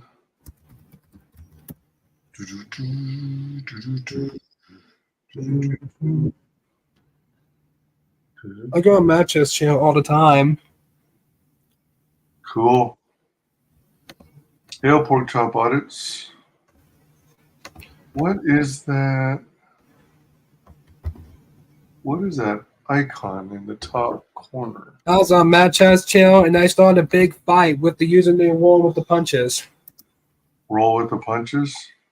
Yes. Why did you have a battle with him? He wants my mom on the panel. Wait, what? He put your mom on the panel? Yes. How did he put your mom on the panel? He wants her on the panel. Oh.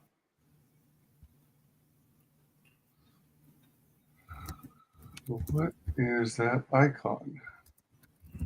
I'm trying to find panels with the blue screen to your audience button. Those are the only panels I usually go on.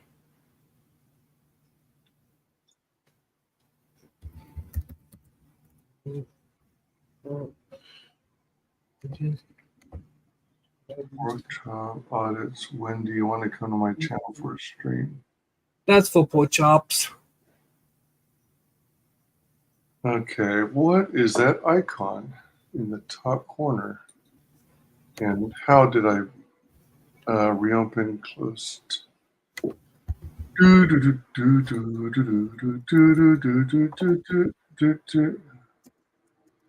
Drop the link in the green room or the private chat, and I'll drop it in the stream. If I had the moderator was, I can put it in the public chat. Oh well, I was gonna put it in the public chat.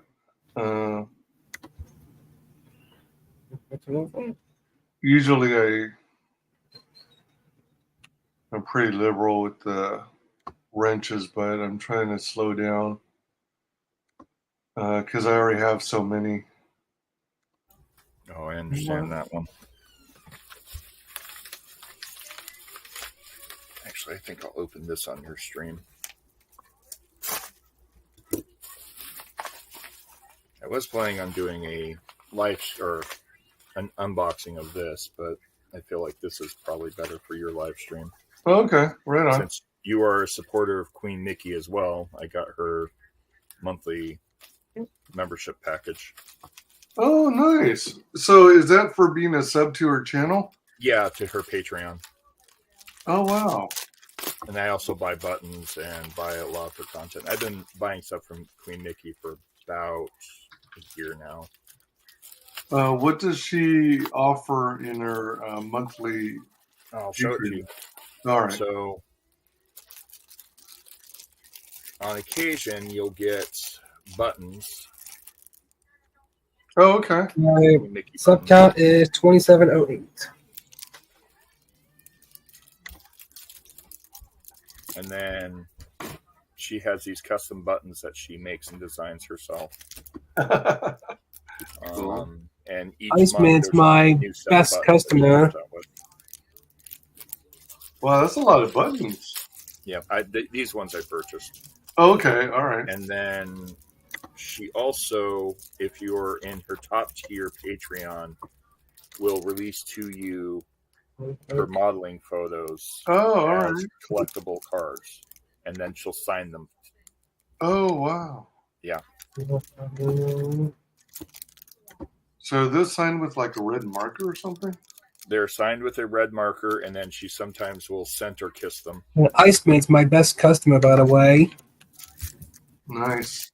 So there's one with lipstick. Oh, cool.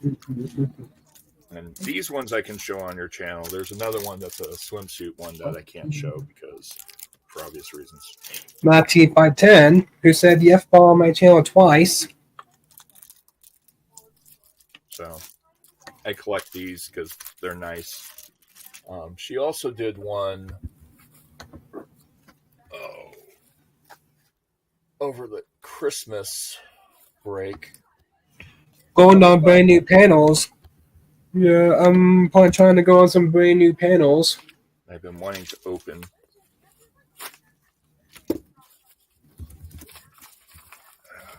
Ooh. I'll open these live for you. Sweet. Since you're also a huge fan of hers, it's only fair that I cross promote. So this one has her CG logo button. Oh, all right. And then she also My TV 510 says, "Are you getting costumes now?" So is that kind of like, is that supposed to be a stork with one of the wings up? Crane. All right. It's a crane. Crane. All right. So there we go. Yep. But to make it shippable, she flattened it. Nice. Like so. But yeah, now, it's a crane. Is that one of those that you're supposed to be able to hold the head and the tail and make it flap? I believe so. I just don't remember how to do it. I think you pull the head and the tail kind of away from each other carefully, and then it does kind of like a wing flapping motion. Unless I'm thinking of another design. No, there is a design that does it. I don't know how to do it, but I'm also very cautious with these. Yeah, for sure. Well, mainly because it's really easy to rip. Oh yeah, I know. I used to do origami. So did I. I was at one point trying to do the 1,000 foxes, and I got to about 700 and stopped. Why have I subscribed? Why have that Tokiyuma user channel? Why have you came to my panel for a stream? If I have time, I have very limited time with my live streams. I'm only on here today because I happen to have a spare 3 hours. I do heavy video game, board game, and comic book production all day for about 16 hours a day. And I'm also a tech support analyst for cybersecurity and web development. So I don't always have a lot of time. That's why most of my streams are usually at 11 p.m. That's at the end of my day. Then I do a live stream, then go to sleep for 4 hours, then get up and do the rest of my day. Oh my gosh. You're a 4-hour sleeper. Yeah, I have 4 hours a day, and that's it. I have a hard time surviving on anything less than 8. Yeah. Believe me, lots of caffeine in my future. Oh, dear. And then she also did these around Christmas. Whoa. Which are anime style. Oh, nice. Of her as an anime character. Oh, cool. So those are nice. Yeah.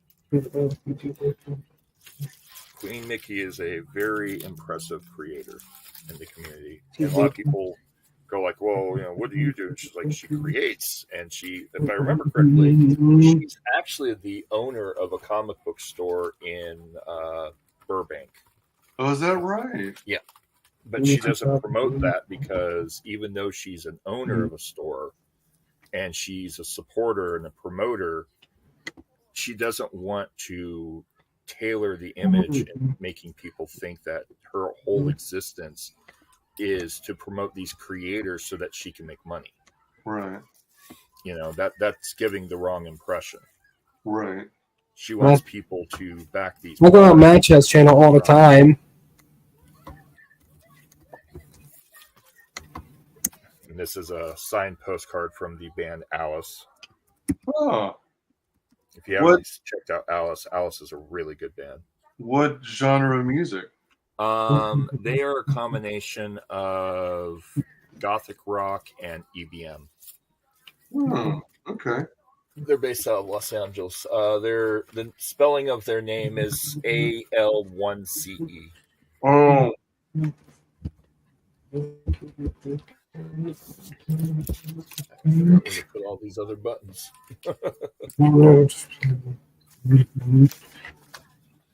I'll probably do a reopening broadcast. Not broadcast, but I'm mainly going panels if it has the blue button that says streamers to your audience. If I'm not mistaken, that button is available to others who are on my panel, but I don't have that visibility on my end. That I Your can. blue button's up here. I Okay. don't tend to rebroadcast unless people specifically press me. If they hit it, this stream will be rebroadcast on my channel. Okay. Right on. Were there any more goodies, or was that everything? There's a bunch, but that's the stuff that you have time to do now. Yeah, because some of the other stuff is products. Oh, gotcha. Yeah. I mean, there is here. I did recently purchase this, which I've been promoting and pushing people. This is a music group called Gunship. Oh. Gunship is 80s synth pop. 80s synth pop. Oh. So all 80s genre media and entertainment and 80s style music. Really? In a modern spin. Gunship is an amazing band. This could be a PG-13. And then they have absolutely gorgeous t-shirt. Oh, all right. There we go. Anime style. Nice t-shirt. If you haven't checked out Gunship, go check out Gunship. There you do. I must enjoy my channel. I like the lettering on it too. Oh yeah. And they recently picked up Tom Capello as their saxophonist. Tom Capello was the former main saxophonist for Tina Turner, who was the very muscular saxophone player from Lost Boys. The movie Lost Boys, where there's that last Brandon has the best channel. Do you remember that? I'm sorry, I missed that last part. Have you seen the movie Lost Boys? The 1980s vampire movie. So you know the scene where there's the guy doing a live concert on the beach with the saxophone? Brandon, hold on a minute. Takame is talking. You were saying? Lost Boys? In Lost Boys, there's a man that's playing a saxophone on the beach. And it's a live concert. All right. Okay, that's Tom Capello. Oh, all right. Okay? Tom Capello was the main saxophone player for Tina Turner for the better part of the last 30 years. Tom Capello just now got picked up by Gunship as their saxophone player. Cool. So it's really good stuff. It's definitely a must check, a must listen to. And they're an amazing band. They're very personable, very public, very supporting, and they inspire people as well to be independent creators and to aspire. What was the rating for that movie anyway? I'm going to be doing my own rating system soon. The Lost Boys. Yep. It's a 1980s vampire movie that's based around Peter Pan, if Peter Pan was a vampire. Brandon, who are your friends' channel's name? Not just talking about the two people on the panel. Well, I looked at WyzGyz Entertainment and Tycoon meeting. Those are the people on the panel right now. Yep.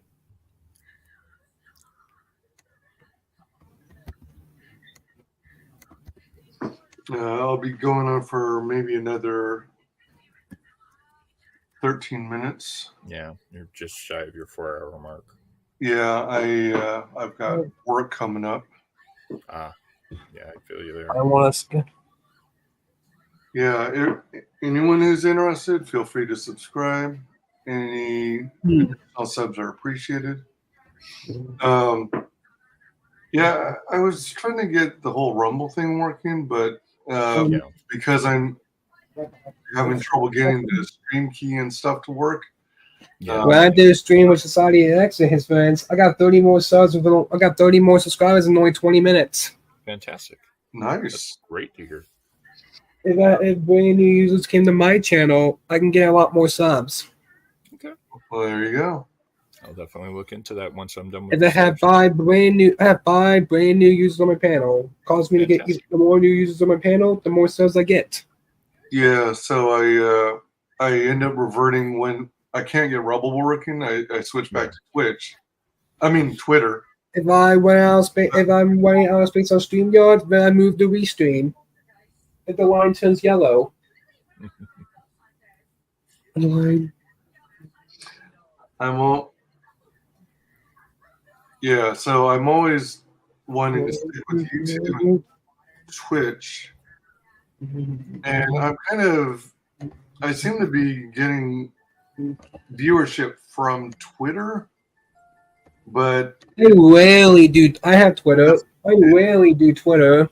It doesn't seem to translate into YouTube subs. Yeah, not very well. That's very, very well. My main channel is the one you're watching. Mm-hmm. I believe the one you're watching. Oh wait, hold on. Oh, maybe that's what the link. Maybe that's what that little icon means. Could be. It's hard to tell. Well, on some of the people in chat's profile avatars, there's that thing that looks like an oblong, like a racetrack, and then there's a minus in between, which I think means linked. Yeah. So maybe it's his viewership. Seeing, the rebroadcast basically. Yeah, I could completely see that. That's very plausible. How much do you enjoy my channel? I'll dump in my chat since I'm restreaming this on this channel.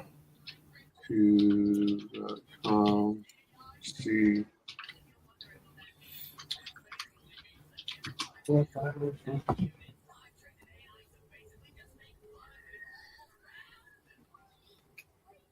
And there we go. There's mine.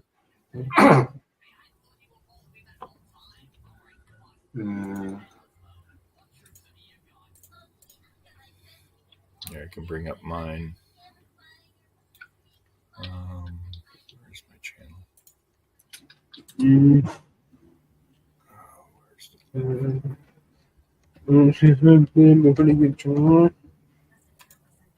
Hey, Iceman. It's Takame LLC, right? Yeah. Are you at? Iceman says I have the best streams. Snapchat says I have the best streams on YouTube. Nice. Are you at 57 subs? I have 57, but I'm also not pushing for subscriptions. Right. And your banner says Dystopia? Yeah, that's the name of my upcoming main product. And then I have a sub-product called Wreckage that will be coming out soon, too. Right on. Wreckage is a board game. Trying to get back. And Iceman just put the link to Matt Chat's channel. Nice. Matt Chat. On my chat, not yours. So Wreckage will be a upcoming new product where it will be a Mad Max style tabletop board game using Hot Wheels. Oh, mainly HO scale, so that you can do large scale combat on an entire tabletop and make that like a city that's a wasteland style setting, and that's all set within the Dystopia storyline. In Dystopia, like I had mentioned earlier, there are 12 territories, and each territory is a different theme of post-apocalyptic. So Wreckage takes place in the territory of Open, which is the Plains Northwest, which is just an open wasteland. So you have basically a Mad Max type conflict where there's, wreckages and vehicles, and you're scrapping for resources and survival while dealing with the remains of a blown out society due to alien invasion. And then the main territory that's the remains of the American society is the territory of Steam, which is the Midwest. And it's called Steam because it's all done in a very steampunk theme. Each city is its own style of steampunk. Right. And the idea behind it is that they dress in a steampunk style to confuse the aliens, because they want the alien races to think they're primitive. And if you're primitive, even though you're using advanced nanotechnology, you're less likely to be invaded because, well, you're primitive. You're not a threat to me. Yeah. Mad Max is a good game. And there's a whole storyline. That's on my chat. So Nice. we do different products for different markets within each of the different 12 territories. That way we target specific genres for each of the territories, and it pulls them all together as one product. Now, do you say you're working with like 4 groups total? Yeah. Does that mean each group is going to handle 3 territories apiece? Approximately. Well, no. So the main book for Dystopia is North America. Right now I have 4 other writers handling other countries, and they'll do like, do you like my channel? Yes. For example, one writer that I was working with, I believe they're working on South America. And they'll write up the storyline of what's happened with South America in the next 300 years. All right. And it'll be a parallel product to Dystopia, where now it's Dystopia South America or Southern Territories. Okay. All right. The first book is Northern Territories, which is North America. The second book will be Southern Territories, which is South America. The third book, I believe, is planned to be Jade Empire, which will be Asia. Right. That makes sense. And then the fourth book, I believe, is Emerald Empire, if I remember correctly, which is basically the UK and Europe. And the storyline centers on 3 alien races. Matthew by 10. Brandon won 18,000 points. So the North American territories deal with the Native American aliens. Some of the squid or Cthulian, which are called the Nomo, and there's one other. Celtic Fae. Are the 3 aliens for North America. South America is Aztec. Aztec, more of the Cthulian race, and the African race, or the African alien race. So each territory or each book will focus on 3 aliens for that region. And the conflicts of those 3 aliens and humans and how they survived those 3 aliens. And this is my favorite character right here. My avatar. Nice.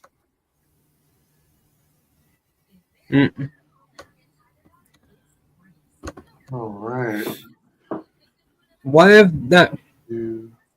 if one of you came to my panel for a stream? Possibly. It won't be anytime soon. I have a lot going on here in the next couple of weeks. But if I do have the availability, I will definitely try to be on your stream. Yeah. You don't know what day and time yet? No, I do not. It won't be for a couple of weeks. I'm finalizing a production release. Yeah, I've got a lot of RL stuff to deal with right now. Yeah, same. And then I got to go full bore into creating more content on my channel. True. I've been recently doing some gaming, but I do want to jump back into indie comics promotion. Yes. I want to get into comics reviews, do more movie reviews, and the like. So I probably better wrap things up because I need to get ready for work. Yes, you do. But I do appreciate you all joining me. Thank you I for having me. drop links in the chat for your guys' channels. Oh, thank you. And we have to have the blue moderator button to do that. Yep. Thanks everyone for joining. We Thank are you for going having us. in the stream. Is great catching up with you, Takame, and always. Love learning about the latest happenings in your Right. world. Yeah. All, Always busy. yeah, for sure. All right. Take it easy, all. We'll see you on the next stream Be seeing you. or video. Take it easy. Bye.